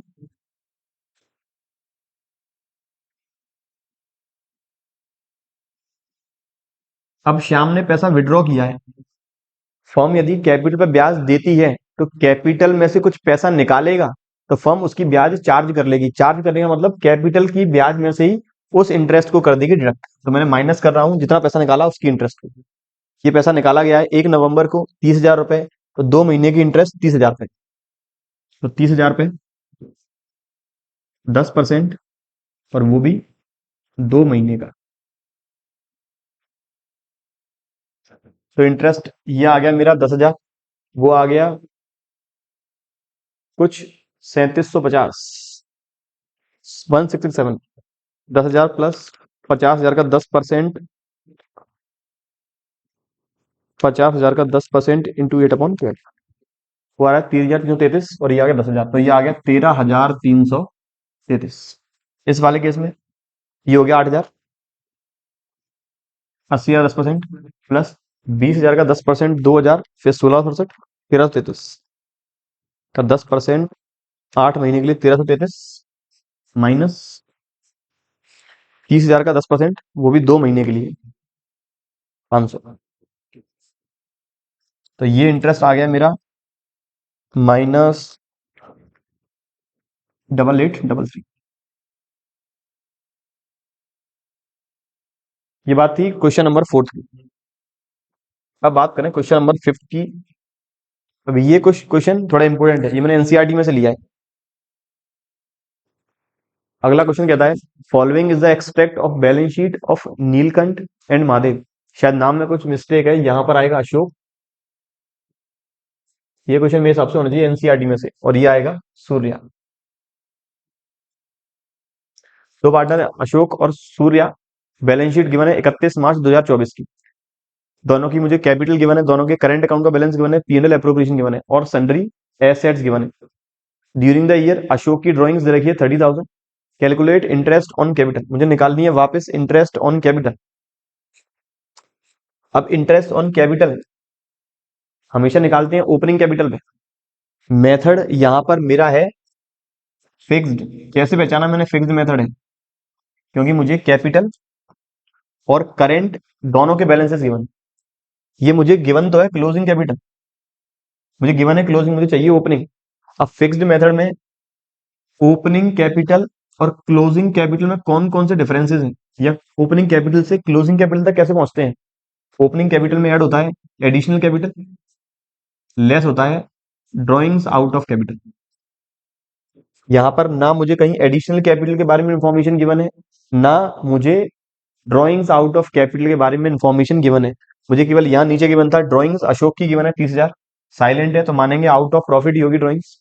तो सिंपल, ये मेरी क्लोजिंग है, यही ओपनिंग होगी, तो इसी का अपन परसेंटेज कितना है 5, यही निकाल देंगे डायरेक्ट। 10 लाख का 5% 50,000,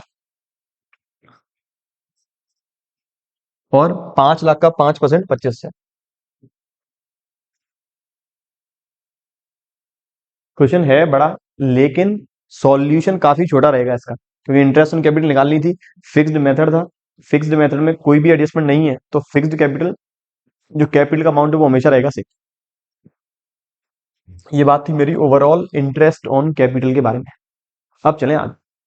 आगे कहता है इंटरेस्ट ऑन ड्रॉइंग्स के बारे में।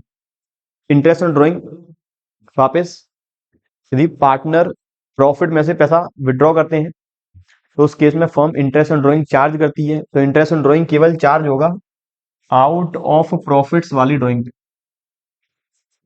Interest on drawing firm charge करेगी जो ड्राइंग्स आउट ऑफ प्रॉफिट रहेगी उसमें। अब किस तरह से कैलकुलेट करने वाले हैं? सबसे पहले तो दो मेथड है इंटरेस्ट ऑन ड्राइंग निकालने की। पहला मेथड, जब अमाउंट ऑफ ड्राइंग्स और rate of amount of drawings और टाइम पीरियड ऑफ ड्राइंग्स दोनों फिक्स्ड है, मतलब कब पैसा निकालना है, मंथली निकालना है, क्वार्टरली निकालना है, हाफ ईयरली निकालना है, ये फिक्स्ड है। कब कब निकालना है ये फिक्स्ड है, और कितना अमाउंट निकालना है ये फिक्स्ड है। टाइम और अमाउंट दोनों फिक्स्ड है। तो उस केस में मैं ये फॉर्मूला यूज करूंगा, पहला मेथड यूज करूंगा। और यदि इनकेस फिक्स्ड नहीं है तब हम फॉलो करेंगे प्रोडक्ट मेथड। तब हम फॉलो करने वाले हैं प्रोडक्ट मेथड। कहाँ लिखा हुआ है ये? Interest on capital. तब हम फॉलो करेंगे प्रोडक्ट मेथड। वापस रिपीट कर देता हूं। टाइम पीरियड, टाइम मतलब कब पैसा निकालना है। मंथ में निकालना है, मंथ के स्टार्टिंग में है, मंथ के मिड में है, मंथ के आखिरी में, क्वार्टर में, हाफ ईयरली में, फिक्स्ड है। पार्टनर हर महीने पैसा निकालता है, वो भी स्टार्टिंग। टाइम पीरियड फिक्स्ड हो गया, प्लस अमाउंट भी फिक्स्ड है, हर महीने निकालने हैं, 2-2 हज़ार रुपए निकालने हैं। टाइम और अमाउंट यदि दोनों फिक्स्ड है तब हम ये मेथड यूज करेंगे। अगर दोनों फिक्स नहीं है या एक फिक्स नहीं है तो उस केस में मुझे प्रोडक्ट मेथड यूज करना होगा। पहले देखें वापस, इंटरेस्ट ऑन ड्राइंग्स कैसे निकालेंगे? सिंपल इंटरेस्ट मेथड यूज करना है। फॉर्मूला रहेगा टोटल अमाउंट ऑफ ड्राइंग्स। ये थोड़ा टोटल अमाउंट ऑफ ड्राइंग्स निकालना सिंपल है, लेकिन आपको अलर्ट रहने की रिक्वायरमेंट है। अगर क्वेश्चन में लिखा हुआ है कि पार्टनर मंथली विड्रॉ करता है, तब मंथली ड्राइंग्स में मल्टीप्लाई करना होगा, गुणा करना होगा 12 का। यदि क्वेश्चन में मेंशन है पार्टनर ड्राइंग्स करता है क्वार्टरली, तब क्वार्टरली ड्राइंग्स में मल्टीप्लाई करना होगा 4 का। यदि क्वेश्चन में गिवन है पार्टनर ड्राइंग्स करता है हाफ ईयरली, तब अमाउंट ऑफ ड्राइंग्स में मल्टीप्लाई करना होगा 2 का। या फिर कुछ ऐसे भी केसेस आ सकते हैं जब आपको पूरे साल की ड्राइंग्स गिवन होगी, लेकिन वहां मेंशन होगा ये पूरी ड्राइंग्स तो पूरे साल की है, लेकिन इसे पार्टनर ने निकाला है मंथली। तो उस केस में टोटल अमाउंट ऑफ ड्राइंग्स आपको ऑलरेडी गिवन है, वापस नहीं निकालना है। तो formula total amount of drawings multiply by rate of interest upon 100 multiply by time upon 12। Time period की कैलकुलेशन कैसे करनी है मैंने आपको टोटल अमाउंट ऑफ ड्राइंग्स कैसे निकालना है ये बता दिया। मंथ है 12 का मल्टीप्लाई करेंगे, पूरे साल निकाल दिया था। क्वार्टर लिए 4 का मल्टीप्लाई करेंगे, हाफ ईयरली 2 का मल्टीप्लाई करेंगे। रेट गिवन होगी क्वेश्चन में। टाइम पीरियड की कैलकुलेशन कैसे होगी वो देखें। यदि ड्राइंग्स मंथली है, क्वार्टरली है, क्वार्टरली बोलते हैं 3 महीने में एक बार, 3 महीने में एक बार। हाफ ईयरली है, हाफ ईयर मतलब 6 महीने में एक बार। हर टाइम पीरियड के स्टार्टिंग में, मिड में या लास्ट में। यदि हर मंथ की स्टार्टिंग में विड्रॉ करते हैं तो यहाँ पर टाइम की जगह हम लिखेंगे 6.5 मंथ्स। ये पूरा टाइम पीरियड मंथ्स में है। और यदि क्वार्टरली के बिगिनिंग में तो 7.5 मंथ्स, हाफ ईयरली के बिगिनिंग में तो 9 मंथ्स। कैसे निकालते हैं टाइम पीरियड? पहली ड्राइंग्स जब की है उससे लेकर साल के आखिरी दिन तक का time period, plus last drawings जब होगी उससे लेकर साल के आखिरी दिन तक का टाइम पीरियड, इसका कर देंगे एवरेज। या फिर अब तो रट ही लें, क्योंकि जिन बच्चों ने स्टार्टिंग से मेहनत की होगी उन्हें पता होगा कैसे निकालते हैं। इनकेस कुछ बच्चे नहीं पकड़ पा रहे हैं, नहीं कैलकुलेट कर पा रहे हैं कैसे निकालना है, तो बच्चों आप याद ही रख लें, रिवाइज कर लें, रट लें कि यहाँ पर आएगा 6.5, 7.5, 9। मिड में है, तीनों में आएगा 6, 6, 6। यदि आखिरी में है तो 5.5, 4.5 और 3। क्या क्या बात याद रखनी है? क्वार्टरली और हाफ ईयरली में यहाँ पर टाइम का कभी भी कोई दिक्कत नहीं आएगी। यदि स्टार्टिंग में, मिड में, लास्ट में, तो हमेशा इस टाइम पीरियड के अकॉर्डिंग ही चलेंगे। लेकिन मंथ में हो सकता है क्वेश्चन लेस देन 12 मंथ्स की ड्राइंग वाला हो, मतलब 12 महीने से कम पैसा विड्रॉ किया हो, तब उस केस में एक और मेथड हम यूज कर सकते हैं केवल और केवल टाइम पीरियड निकालने के लिए। क्या मेथड रहेगा? इनकेस मंथली ड्राइंग्स है, पूरे 12 महीने की ड्राइंग्स है, यही यूज कर लेंगे। अगर 12 महीने से कम पैसा निकाला है, ड्राइंग्स की जो फ्रीक्वेंसी है वो लेस देन 12 है, तो उस केस में महीने के स्टार्टिंग में पैसा निकाला है, तब यूज करना है n+1/2। n मतलब नंबर ऑफ ड्राइंग्स। यदि 6 महीने, केवल 6 मंथ्स में ड्राइंग्स की है, 6 महीने पैसा निकाला है, तो 6+1/2। यदि स्टार्टिंग में है तो अगर मिड में है तो n अपॉन टू और आखिरी में है तो n minus one upon two. ये है जब ड्राइंग्स की है लेस देन 12 मंथ्स। 12 मंथ्स वाले में भी काम कर जाएगा, लेकिन वहां पर के लिए आपके लिए टेबल है, आपके पास टेबल है तो कोई दिक्कत वाली बात नहीं है। इन केस यदि दोनों ही फिक्स नहीं है तब यूज करना पड़ेगा प्रोडक्ट मेथड, जिसका नाम भी याद रखें, ये आ जाता है एग्जाम में कि इन case if amount of drawings and time period of drawings both or any one is not fixed, then interest on drawing will be calculated as per, तो वो रहेगा प्रोडक्ट मेथड। क्या फॉर्मूला है? Total product multiply by rate upon 100 multiply by 1/12। Formula total product, इसकी बात थोड़ी बाद में करेंगे। रेट अपॉन 100 मेंशन होगी, और 1/12। 1/12 क्यों? क्योंकि ये रेट है 12 महीने से रिलेटेड, और टाइम पीरियड का पहले ही मल्टीप्लाई कर चुके हैं, इसीलिए 1/12 लिखा हुआ है। अब बात करें टोटल प्रोडक्ट की, तो कैसे निकालना है? ये निकालना है जितना पैसा विड्रॉ किया उस अमाउंट में मल्टीप्लाई करेंगे जिस दिन पैसा विड्रॉ किया उस दिन से लेकर साल के आखिरी दिन तक का टाइम पीरियड। जिस दिन पैसा विड्रॉ किया उस दिन से लेकर साल के आखिरी दिन तक का टाइम पीरियड जो रहेगा, उससे हर बार मुझे प्रोडक्ट निकालना होगा। जितनी बार ड्राइंग्स की होगी इंडिविजुअल प्रोडक्ट निकालूंगा, आखिरी में जाके उसका कर देंगे समेशन, तो आ जाएगा मेरा टोटल प्रोडक्ट। अब देखें इसके बेसिस पर प्रैक्टिकल क्वेश्चन। बात करें question number 1, calculate interest on drawing in the following cases if rate of interest is 6% per annum. यदि रेट ऑफ इंटरेस्ट है 6% पर एनम, हमें निकालनी है इंटरेस्ट ऑन ड्राइंग्स। पहला case, if 3000 are drawn at the end of on the first day of each month. यदि 3000 रुपए निकालें वो भी हर महीने के स्टार्टिंग में, तो फॉर्मूला मेरा रहने वाला है total amount of drawings multiply by rate upon 100 multiply by time upon 12। यहां पर मेरा अमाउंट टाइम पीरियड दोनों फिक्स्ड है, तो पहला वाला मेथड जाएगा मेरा। अमाउंट टोटल आ गया 3000 रुपये मंथली है, तो पूरे साल की 36,000 मल्टीप्लाई बाई रेट 6%, और मल्टीप्लाई बाई टाइम। अगर हर महीने के स्टार्टिंग में पैसा निकालेंगे, इंटरेस्ट चार्ज करेंगे 6.5 मंथ्स की, तो टाइम पीरियड रहेगा 6.5। केस नंबर सेकंड, दूसरे में कहता है ₹3000 are drawn on the first day of each quarter. अब क्वार्टर में निकालनी है, तो 3000 रुपए एक क्वार्टर की, साल में रहेंगे 4 क्वार्टर, तो मेरा टोटल अमाउंट ऑफ ड्रॉइंग्स हो गई 12,000। याद रखें यहां पर अमाउंट निकालने में गलती नहीं होनी चाहिए। 3000 रुपए एक क्वार्टर के, 4 क्वार्टर के 12,000, रेट है अपनी 6/100, और मल्टीप्लाई भी क्वार्टर के स्टार्टिंग में है। क्वार्टर के स्टार्टिंग में उस केस में इंटरेस्ट निकलेगी कुछ 7.5 महीने की। तीसरे केस में 10,000 आर ड्रॉन पर हाफ ईयर। हाफ ईयर में 10,000 रुपए निकालेंगे, साल में 2 बार पैसा निकालेंगे, तो हो गया 20,000।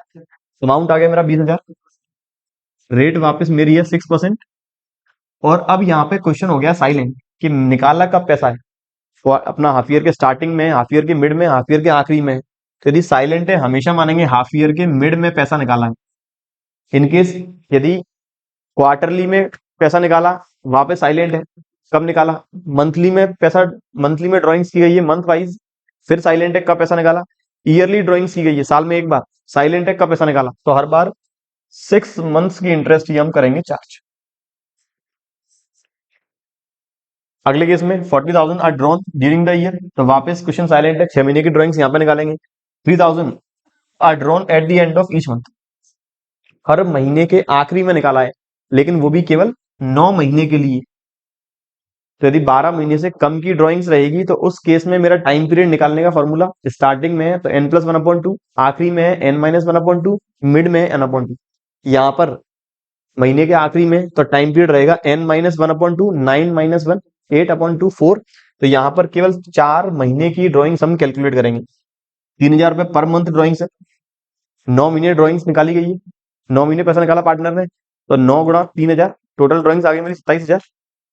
टोटल ड्राइंग्स मेरी आ गई 27,000, multiply by rate, multiply by time upon 12। Time कितना आ गया मेरा? 4 मंथ्स। अगले वाले केस में 3000 हर महीने 6 महीने तक। वापस साइलेंट हो गया, कब निकाला है, मानेंगे मिड टाइम पीरियड 6/2 मतलब 3 महीने के लिए। तो मेरा अमाउंट आ जाएगा 18,000 मल्टीप्लाई बाई 6/100 और मल्टीप्लाई बाई 3/12। आखिरी कहता है 12,000 आर ड्रॉन ईच मंथ, हर महीने निकाले हैं 12,000 through out the year. Through out मतलब पूरे साल, एक महीने का 12,000, पूरे साल का 1,44,000।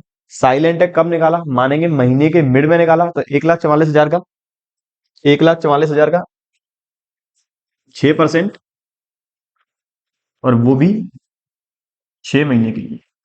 उम्मीद करता हूं यहां तक बातें हैं क्लियर। आखिरी कहता है पार्टनर कलेक्टिवली विड्रॉ, पार्टनर ने पूरे साल में निकाला 48,000 है, लेकिन फ्रीक्वेंसी उसकी मंथली है, मतलब 4,000 महीने के निकालता है। तो यहाँ पर ध्यान रखें, मेरी टोटल ड्रॉइंग्स पहले से गिवन है 48,000, तो 48,000 टोटल ड्रॉइंग्स। क्वेश्चन, ये साइलेंट है, कब पैसा निकाला है, महीने के मिड में, आखिरी में, या फिर स्टार्टिंग में। तो मानेंगे मिड में निकाला 48,000 पे 6%, वो भी केवल 6 महीने के लिए। तो ये था मेरा पहला मेथड, जब टाइम पीरियड और अमाउंट दोनों फिक्स्ड है, उस केस में इंटरेस्ट ऑन ड्राइंग की कैलकुलेशन करना। अब बात करें दूसरे क्वेश्चन की। क्या कहता है, ऋषि एक पार्टनर है, ड्राइंग्स दे रखी है पार्टनर की। अब ये ड्राइंग्स का देखेंगे, टाइम पीरियड भी अनइवन है, पहले निकाला मई में, फिर जुलाई में, फिर सितंबर में, फिर नवंबर में, फिर जनवरी में, फिर मार्च में। टाइम पीरियड फिक्स नहीं है और ना ही अमाउंट फिक्स है। तो इस केस में मुझे फॉलो करना पड़ेगा product method.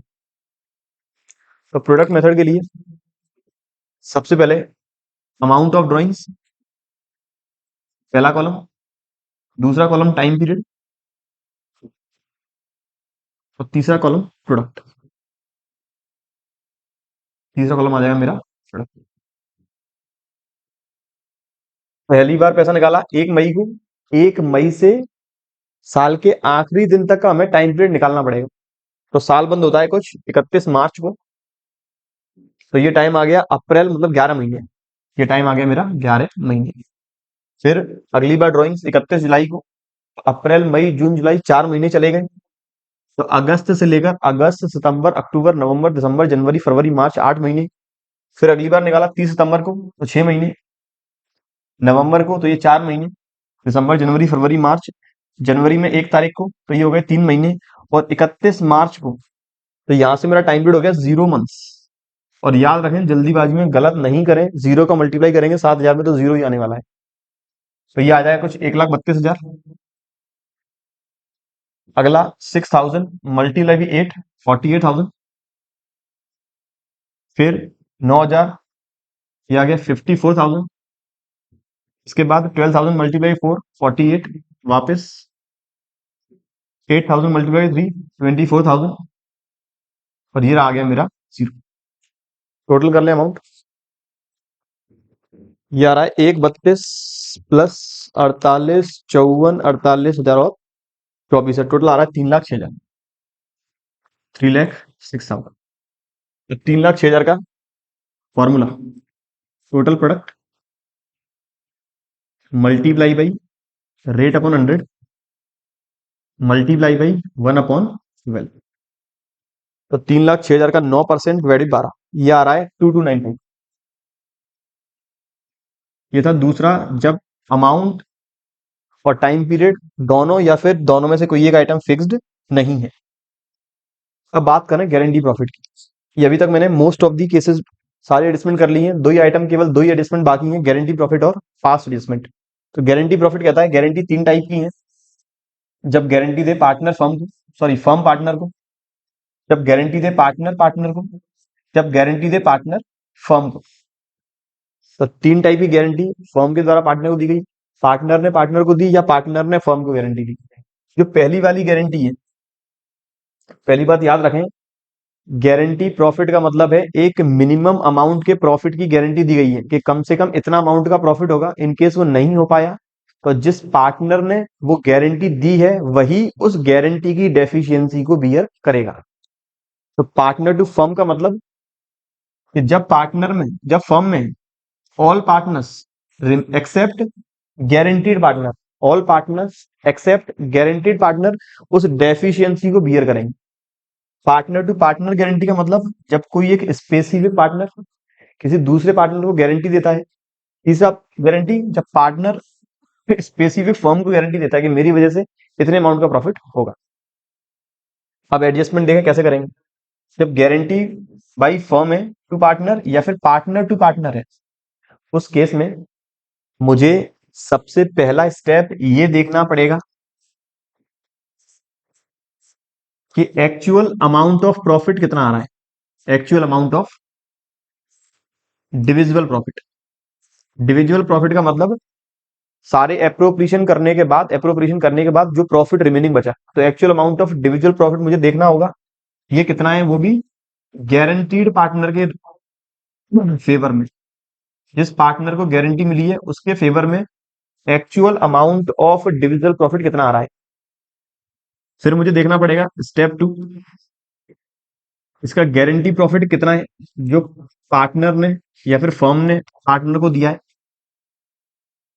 In case actual amount आ रहा है कम, गारंटी आ रही है ज्यादा, तो उस केस में डिफरेंस दोनों का माना जाएगा deficiency.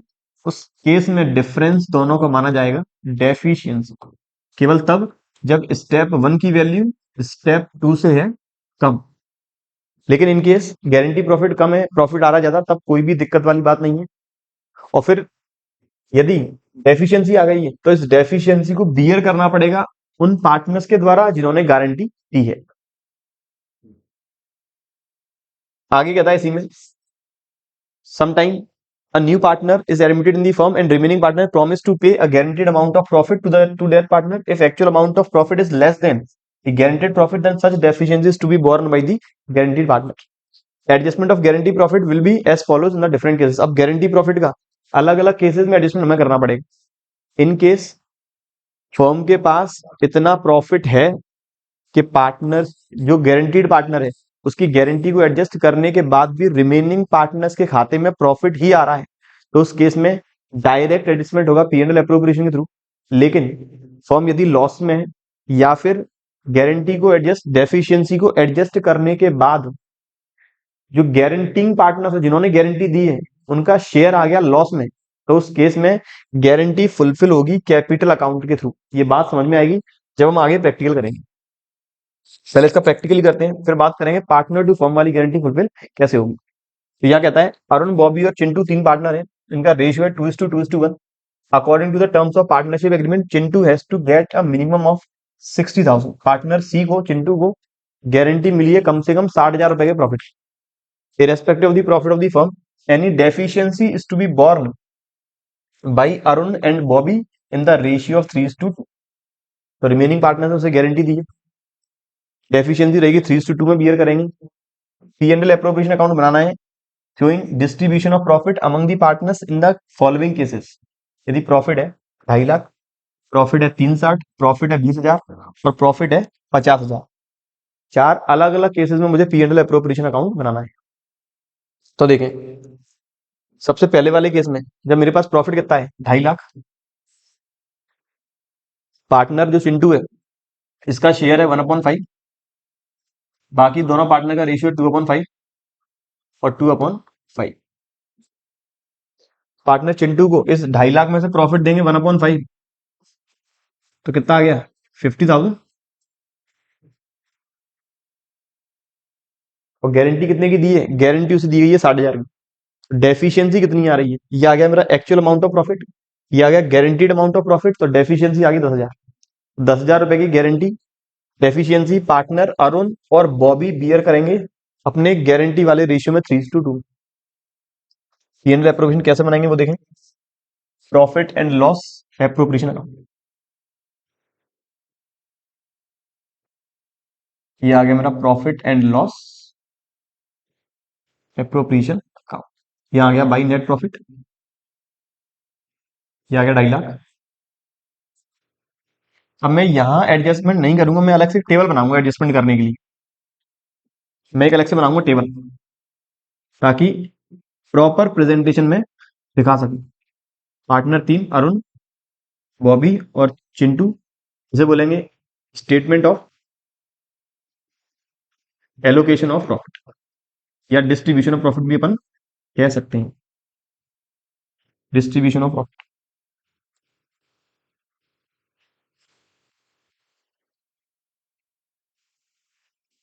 Profit in their old ratio, तो मैंने प्रॉफिट बांटा, वो आया 50,000। फिर रिमेनिंग बचा कुछ 2 लाख, वो उन दोनों में 1 लाख और 1 लाख। तो इसकी डेफिशिएंसी आई 10,000। जो ये बियर करेंगे 3:2 में, तो ये आ जाएगा 6,000 एंड 4,000 डेफिशिएंसी इन 3:2। तो अल्टीमेट पार्टनर अरुण को प्रॉफिट कितना मिला? पार्टनर अरुण को, बॉबी को और चिंटू को इसे मिला 94,000, दूसरे को मिला 96,000, तो तीसरे को मिल गया 60,000। ये आ गया टोटल 2.5 लाख। ये पहला वाला केस है जब प्रॉफिट फॉर्म में है 2.5 लाख। इसका दूसरा ऑल्टरनेटिव ये भी है, आप लोग इस टेबल को नहीं बना के यहीं पर एडजस्टमेंट कर लें, लेकिन वो प्रॉपर तरीका नहीं होगा प्रेजेंट करने का।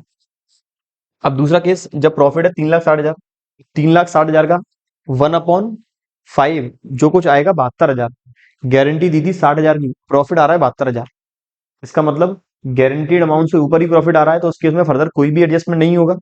72,000 मिल जाएंगे पार्टनर चिंटू को, और बाकी 1,44,000 और 1,44,000 दोनों अरुण और बॉबी में बटेंगे। अब मैंने फर्दर 2 केसेस और ऐड किए हैं, जब प्रॉफिट है 20,000 और जब लॉस है 50,000। अब इन केसेस को स्पेसिफिक देखें, आने की संभावना बहुत कम है इस तरह के केसेस, लेकिन अगर ये कोई क्वेश्चन आ गया तो वहां पर कंफ्यूजन के साथ साथ टाइम भी बहुत ज्यादा अपना वेस्ट होगा, इनकेस आपको एडजस्टमेंट नहीं आता है तो। 20,000 रुपए का प्रॉफिट, वापस से बनाऊंगा P&L एप्रोप्रिएशन, और फिर अपनी में नीचे टेबल, वापस मेरा profit and loss appropriation account by net profit, कुछ 20,000। अब देखिए, इस 20,000 रुपए के प्रॉफिट को बांटा जाए तो पार्टनर चिंटू को मिलेगा कुछ 5,000, रिमेनिंग रहेगा 15,000। इस 20,000 रुपए के प्रॉफिट को बांटा जाए, पार्टनर चिंटू को मिलेगा 4,000, पार्टनर सी के खाते में आएंगे 4, और उन दोनों ए और बी के, इन दोनों के में आएंगे 8,000, 8,000 और 8,000। अब मेरी बात ध्यान से सुनते जाए, इसको गारंटी मैंने दी थी 60,000 की, मैंने मतलब ए और बी ने, अरुण और बॉबी ने 60,000 की गारंटी मिली, प्रॉफिट आया 4,000, डेफिशिएंसी आ गया कितना 56। अब इस डेफिशिएंसी को ये दोनों बियर करेंगे, 56,000 की डेफिशिएंसी 3:2 में बियर करनी है। 56,000 की डेफिशिएंसी अगर 3:2 में बियर करेंगे, तो पहले पार्टनर अरुण को बियर करना है 33,600 डेफिशिएंसी, और दूसरे को बियर करना है 22,400। अवेलेबल अमाउंट ऑफ प्रॉफिट इन दोनों के हिस्से में आ रहा था कुछ 8,000, डेफिशिएंसी बियर करनी है 33,600 और 22,400, मतलब ये डेफिशिएंसी बियर करने के बाद उनका प्रॉफिट आ जाएगा नेगेटिव। तो उस केस में मैं अवेलेबल अमाउंट ऑफ प्रॉफिट 20,000 यहां बांट दूंगा पार्टनर्स के बीच में, और जो गारंटी वाला अमाउंट है उसकी मैं कैपिटल अकाउंट के थ्रू एंट्री करूंगा।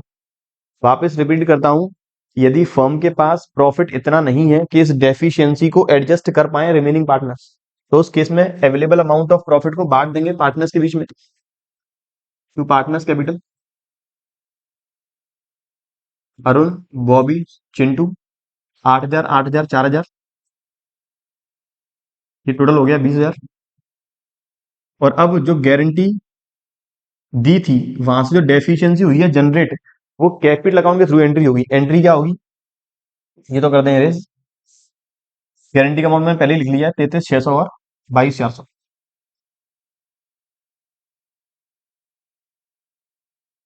एंट्री बनेगी Arun capital debit, Bobby's capital debit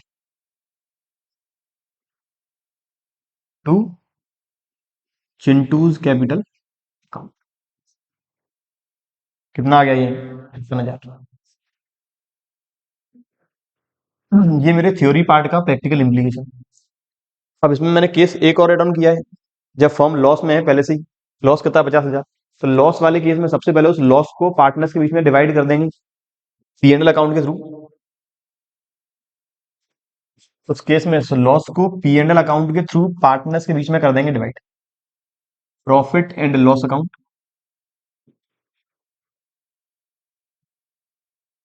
to net loss कुछ 50,000 by partners capital. Arun Bobby Chintu 20,000 20,000 10,000।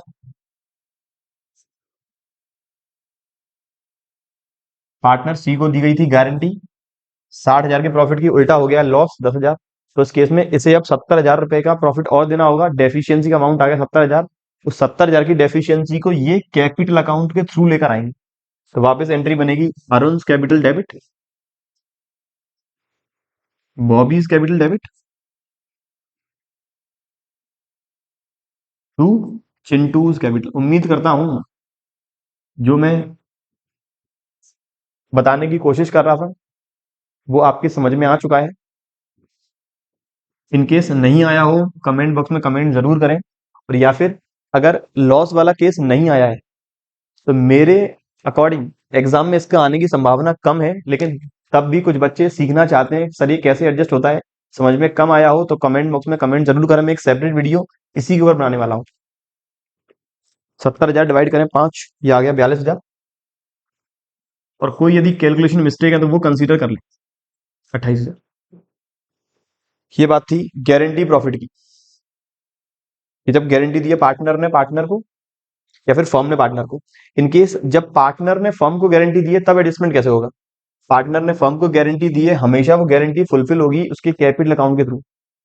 जितनी गारंटी कम रह जाएगी जितना डेफिशिएंसी का अमाउंट आएगा वो फर्म में लेकर आएगा। एंट्री होगी प्रॉफिट लाने की या उस डेफिशिएंसी को लाने की, जिस पार्टनर ने गारंटी दी है उसका capital account debit to profit and loss appropriation account.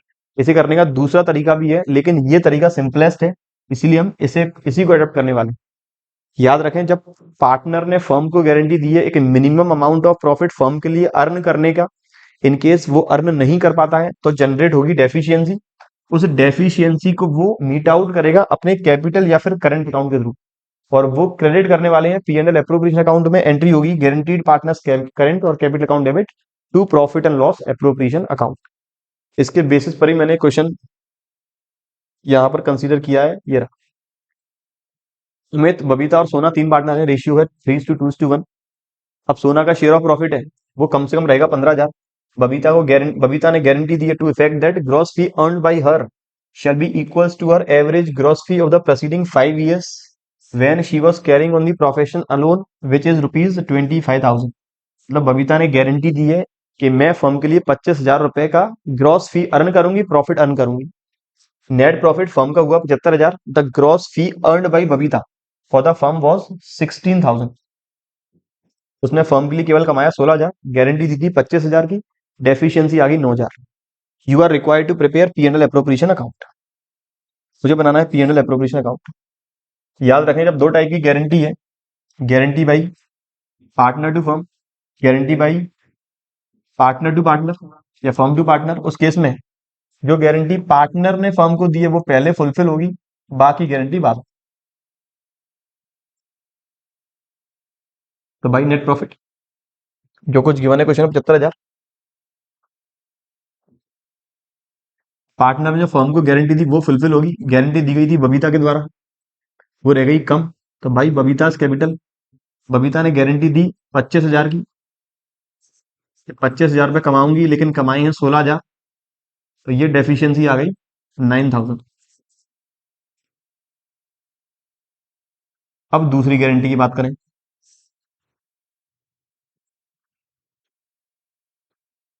Partner का रेशियो 3:2:1 है। दूसरी गारंटी मिली है पार्टनर सोना को 15,000 रुपए के प्रॉफिट की। अब ये गिवन है, इसे गारंटी दी किसने है, तो मानेंगे फर्म ने गारंटी दी है। फर्म मतलब रिमेनिंग पार्टनर्स ने, अमित और बबीता ने अपने ओरिजिनल रेशियो में 3:2 में। उस केस में पहले देखेंगे बबीता सॉरी सोना को कितने अमाउंट का प्रॉफिट मिल रहा है। तो to partners capital, partner Amit, Babita और सोना, तीनों पार्टनर का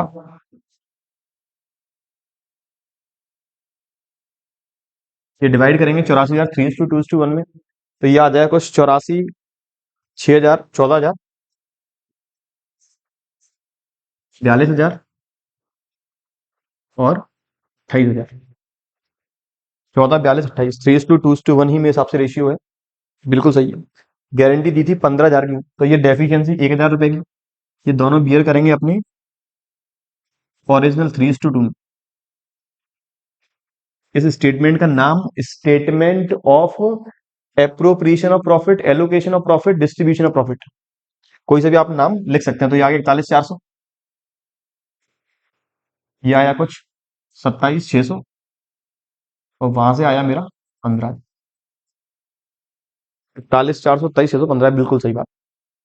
ये बात थी गारंटी प्रॉफिट के एडजस्टमेंट की। वापस बता दूं, गारंटी सबसे पहले फुलफिल होगी जो गारंटी पार्टनर ने फर्म को दी, उसके बाद दूसरी गारंटी। तो बात करें पास्ट एडजस्टमेंट की, तो पास्ट एडजस्टमेंट है क्या, फर्म ने फाइनेंशियल स्टेटमेंट, फाइनल अकाउंट बंद कर दिए, लेकिन कुछ एडजस्टमेंट करना फर्म भूल गई या फिर कुछ एडजस्टमेंट कर दिया गलत, तो उस गलती को हमें करना होगा रेक्टिफाई, और इसी को बोलते हैं पास्ट एडजस्टमेंट्स। तो कहता है if after the preparation of final accounts it is to be found that some omissions or error in recording the transaction that is to be rectified through. अब वो एरर हो गया, कुछ गलती हमसे हो गई, कुछ ट्रांजैक्शन रिकॉर्ड करना भूल गए, तो उस एरर को रेक्टिफाई करने का पहला तरीका जो 11th की अकाउंटेंसी बताती है, 11th की अकाउंटेंसी बताती है कि एरर रेक्टिफाई होंगे जो फाइनेंशियल स्टेटमेंट के बाद हमने आइडेंटिफाई किया है P&L एडजस्टमेंट अकाउंट के थ्रू, या फिर दूसरा तरीका है वो हम नेट एडजस्टमेंट एंट्री जो एनालिसिस या फिर एडजस्टमेंट टेबल के थ्रू प्रिपेयर होगी, वहां से हम रेक्टिफाई कर पाएंगे। हमें 12th में हमेशा ही एडजस्टमेंट एंट्री के थ्रू, एडजस्टमेंट टेबल के थ्रू जो नेट एंट्री होगी उसी के थ्रू हमें एरर रेक्टिफाई करना होगा। तो यहाँ पर हमें करना क्या पड़ता है मेरे मेजर, मुझे ये कंपेयर करना है कि मुझे एडजस्टमेंट क्या करना था और वास्तव में मैंने क्या किया है। एक्चुअल और स्टैंडर्ड परफॉर्मेंस, स्टैंडर्ड एडजस्टमेंट को करना है इवेल्युएट, और वहां से नेट आउटकम मुझे कंसीडर करना है। ध्यान योग्य बातें क्या है, इंटरेस्ट ऑन ड्राइंग्स को संभल कर ट्रीट करना है, मेजर ध्यान रखना है इंटरेस्ट ऑन ड्राइंग के ऊपर। कुछ क्वेश्चन मैंने कंसीडर किए, यहाँ पर मैंने कुछ दो ही क्वेश्चन कंसीडर किए होंगे जहां तक है, और फर्दर क्वेश्चंस मैं जो आपके लिए इससे रिलेटेड क्वेश्चन अपने एजुकेशन इनसाइट्स ऐप में अपलोड करने वाला हूं, वहां पर आपको इसके और क्वेश्चंस भी मिल जाएंगे। पहला क्वेश्चन कहता है मोहन, विजय, अनिल 3 पार्टनर हैं, कैपिटल अकाउंट्स इन तीनों के 30, 20 और 25। इन अराइविंग एट दीज फिगर्स, अब देखें कुछ इन्होंने थोड़ा आगे और चेंज थोड़ा लैंग्वेज में किया है। In arriving at these figure, इस फिगर तक पहुंचने के लिए the profit for the year ended 31st March 2024 amounting to ₹24 have been credited to partner in their profit sharing ratio. मतलब ये मुझे क्लोजिंग कैपिटल गिवन है, इस फिगर तक पहुंचने के लिए करंट ईयर का प्रॉफिट हम एडजस्ट कर चुके हैं प्रॉफिट शेयरिंग रेशियो में। अब during the year Mohan, Vijay और अनिल की ड्रॉइंग्स 5, 4 और 3। Subsequently, it was noticed that interest on capital at the rate of 10% per annum was not charged or allowed, while interest on drawing omitted or not recorded in the books। गलती क्या कर दी firm ने, profit को direct बांट दिया, जबकि करना क्या था, प्रॉफिट से पहले इंटरेस्ट ऑन कैपिटल माइनस करते, इंटरेस्ट ऑन ड्रॉइंग प्लस करते, फिर प्रॉफिट बांटना था। गलती से फर्म ने डायरेक्ट प्रॉफिट बांट दिया। तो इस एरर को रेक्टिफाई करने के लिए सबसे पहले तो निकालनी पड़ेगी हमें ओपनिंग कैपिटल, हमें निकालनी पड़ेगी ओपनिंग कैपिटल। ओपनिंग कैपिटल पर इंटरेस्ट ऑन कैपिटल, फिर बनाएंगे अपनी एडजस्टमेंट टेबल या फिर एनालिटिकल टेबल। सबसे पहले मुझे निकालनी है ओपनिंग कैपिटल, तो calculation of opening capital. 3 partner Mohan, Vijay और अनिल, मोहन, विजय और Anil, calculation of opening capital.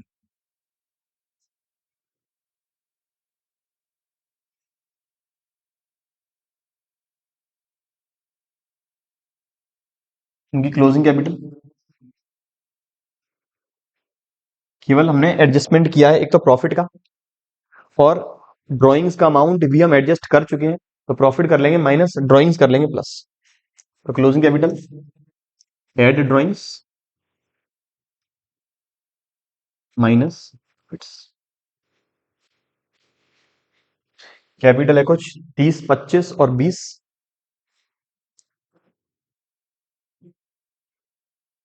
30,000, 25,000 और 20,000।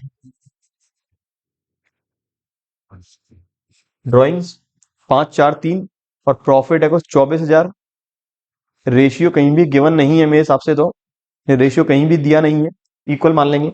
तो पहले ड्रॉइंग्स 5, 4, 3, 5,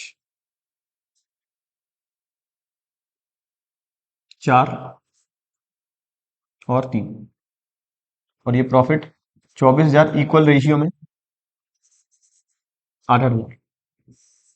तो यहां से ये मेरी आ गई ओपनिंग कैपिटल। ये आ गया 30, 35, 27, 24, 29, 21,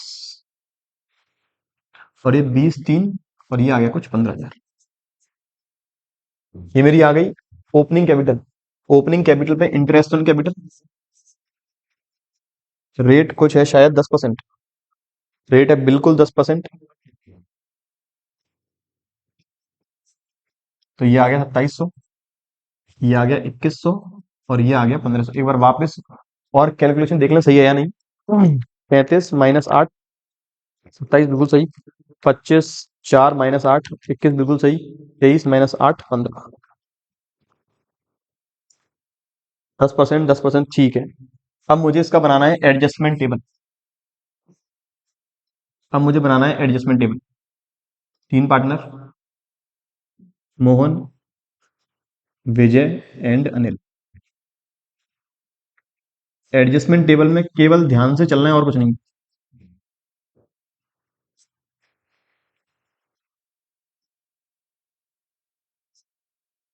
एग्जाम में एडजस्टमेंट टेबल वाली क्वेश्चन आता है, तो वो या तो आखिरी में करें या फिर सबसे पहले करें। और यदि एडजस्टमेंट टेबल करने के बाद आंसर नहीं आ रहा है तो वापस उसमें दिमाग नहीं लगाएं, कुछ समय के लिए उस क्वेश्चन को वहीं छोड़ दें, फर्दर क्वेश्चन में फोकस करें। एडजस्टमेंट टेबल, तो एडजस्टमेंट ऑलरेडी मेड या क्रिएटेड। हमने एडजस्टमेंट ऑलरेडी क्या कर दिया है, प्रॉफिट डिस्ट्रीब्यूट कर दिया है, वो भी ओल्ड रेशियो मतलब इक्वल रेशियो में। तो 8,000, 8,000 और 8,000। प्रॉफिट हम पहले ही 8,000 रुपए का पार्टनर्स के बीच में बांट चुके हैं। कि करना क्या था, adjustment to be made, adjustment जो करेक्ट वाला है, जो करना था interest on capital.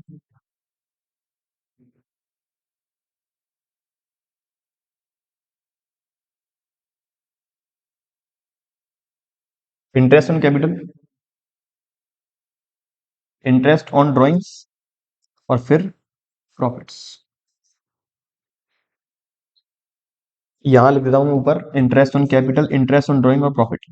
Interest on capital मुझे पार्टनर्स को अलाउ करनी 2700, इसे अलाउ करनी थी 2100, और इसे अलाउ करनी थी 1500। इंटरेस्ट ऑन कैपिटल अलाउ करने के बाद इंटरेस्ट ऑन ड्राइंग चार्ज करते 250, 200 और 150। इंटरेस्ट ऑन ड्राइंग ये चार्ज करते, तो ये ध्यान रखें मैंने लिख दिया ब्रैकेट में। अब मुझे देखना है कितने अमाउंट का प्रॉफिट बचता। मेरे पास 24,000 रुपए का प्रॉफिट था। 24,000 में से मैंने 2700 की इंटरेस्ट अलाउ करी, प्रॉफिट कम होगा। 1500 की इंटरेस्ट अलाउ करी, प्रॉफिट कम होगा। 2100 की इंटरेस्ट अलाउ करी, प्रॉफिट कम होगा। तो मैंने 2700 और 2100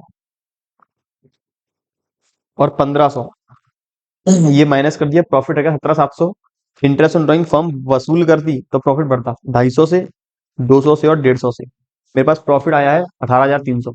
इस प्रॉफिट को फिर डिवाइड करते इन तीनों में इक्वल रेशियो में, ये एडजस्टमेंट हमें करना। पार्टनर्स को इतना इतना प्रॉफिट मिलता। 2700 माइनस 250 प्लस 6100, ये आ गया 8,550। यह आता 2100, 1900, 8,000। फिर यह आता 1500, 1350, 1450, 7,400। 50, इस तरह से एडजस्टमेंट करना था। पार्टनर मोहन को प्रॉफिट मिलना चाहिए था 8,550, कितना मिल चुका है 8,000, तो इसे 550 रुपए मैं और क्रेडिट कर रहा हूँ। ऊपर लिख रहा हूँ, थोड़ा आपको लिखना है नीचे। मोहन को क्रेडिट करना है 550 से, इसका एडजस्टमेंट सही है विजय का, कोई भी गलती नहीं है। जबकि अनिल को मिलना था 7,450, मिल चुका है 8,000, तो इसे डेबिट करेंगे 550 रुपए से। तो एंट्री बनेगी Anil's capital account debit to Mohan's capital account. Question में कहीं भी गिवन नहीं है, मेथड फिक्स है कि फ्लक्चुएटिंग, साइलेंट किसमें मानेंगे, फ्लक्चुएटिंग।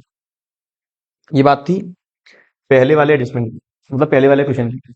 दूसरा कहता है अंजू, मंजू और ममता 3 पार्टनर है, इनकी फिक्स्ड कैपिटल, मतलब मेथड है फिक्स्ड, तो इसमें रेक्टिफिकेशन जो एंट्री होगी वो होगी करंट अकाउंट के through. Fixed capital 10,000, 8,000, 6,000 respectively as per the partnership agreement. Agreement में था 5% इंटरेस्ट ऑन कैपिटल अलाउ करनी है, but entry for the same has not been made for the last 3 years, लेकिन फर्म पिछले 3 साल से कोई भी इंटरेस्ट अलाउ नहीं कर रही है।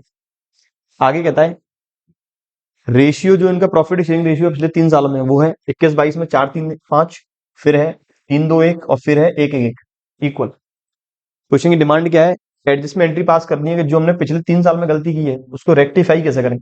गलती क्या की है, हमने इंटरेस्ट ऑन कैपिटल अलाउ नहीं की है, जबकि इंटरेस्ट ऑन कैपिटल अलाउ नहीं किया तो क्या कर दिया, इंटरेस्ट ऑन कैपिटल के इक्वलेंट प्रॉफिट हमने इस रेशियो में डिवाइड कर दिया। पहले साल में इस रेशियो में, दूसरे साल में इस रेशियो में और तीसरे साल में इस रेशियो में। वापस कंपेयर कर लें क्या गलती की है और क्या करना था। तो वापस मेरी एडजस्टमेंट टेबल,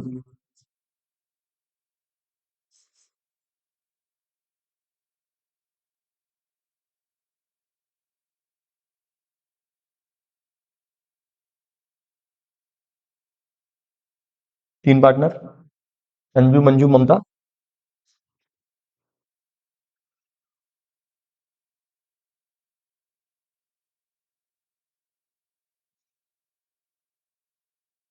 प्रॉफिट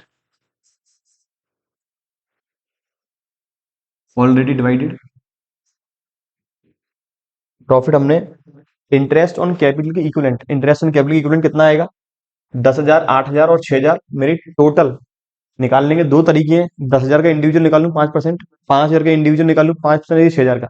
दूसरा तरीका, तीनों को कंबाइन कर लूं, 10 और 8 18 और 6 24,000, 24,000 का 5% 1,200। तो मैंने 1,200 रुपए की इंटरेस्ट ऑन कैपिटल इन तीनों को प्रोवाइड करी है हर साल। पहले पार्टनर्स को मैंने हर साल 500-500 रुपए की इंटरेस्ट, दूसरे को कुछ 400 की इंटरेस्ट, तीसरे को कुछ 300 रुपए की इंटरेस्ट। सॉरी, मैं इतना मुझे प्रोवाइड करना था तीनों पार्टनर्स को, जबकि मैंने किया क्या, इस इंटरेस्ट ऑन कैपिटल 1,200 पहले वाले साल वाली को प्रॉफिट के रेशियो में बांट दिया, जो बांटनी थी 1,200 इसके अकॉर्डिंग। फिर दूसरे साल इस रेशियो में, तीसरे साल इस रेशियो में। तो देख लें 12,000 पहले, 5-4-3, 2021-22, 2021-22। अगर रेशियो इक्वल होता तो हमें ईयर लिखने की रिक्वायरमेंट नहीं होती। अगर रेशियो इक्वल होता तीनों साल में, तो तीनों साल का रेशियो यदि एक जैसा रहता तो हमें इन तीनों साल को अलग से लिखने की रिक्वायरमेंट नहीं होती। तो 1,200 पहले बांटेंगे, 5-4-5-3, तो 400 500, 400 300 500। इसके बाद 3-2-1, तो कुछ 600 400 और 200, फिर इक्वल 400 400 और 400। टोटल इसे मिल चुका है 1,400 का प्रॉफिट, इसे मिल चुका है 1,000 का, 1,100 का, और इसे मिल चुका है वापस 1,100। जबकि interest on capital to be allowed इतनी करनी चाहिए थी, वो करनी चाहिए थी, पहले पार्टनर को आई थी कुछ 1,500, दूसरे को 1,200 और तीसरे को 900। 1,500, 1,200 और 900। पहले पार्टनर को प्रॉफिट के कंटेक्स्ट में 1,500 मिलने चाहिए थे, 1,400 मिल चुके हैं, 100 और मिलेंगे क्रेडिट।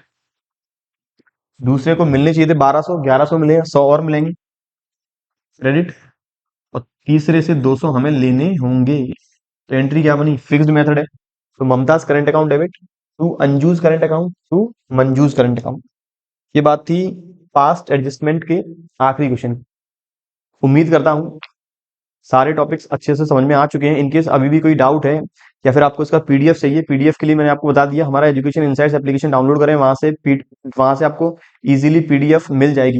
पीडीएफ के साथ साथ सारे ईयर के examination paper, model test paper और जो हमने खुद ने डिजाइन किए हैं कुछ 5 से 10 मॉडल टेस्ट पेपर, वो भी आप लोगों को मिल जाएंगे कि नॉमिनल फीस का पेमेंट आपको करना होगा। ऐसे रिलेटेड टॉपिक्स हम डिस्कस करने वाले हैं अगले लेक्चर्स में। कोई टॉपिक अगर समझ में नहीं आया हो, कमेंट बॉक्स में कमेंट जरूर करें, मैं आपकी क्वेरी को जल्द से जल्द रिजॉल्व करने की कोशिश पूरी करूंगा। ऐसे रिलेटेड टॉपिक डिस्कस करने वाले अपने अगले लेक्चर्स में। पढ़ते रहिए और बने रहिए हमारे चैनल के साथ। वीडियो पसंद आए अपने फ्रेंड्स के साथ शेयर जरूर करें। Thank you.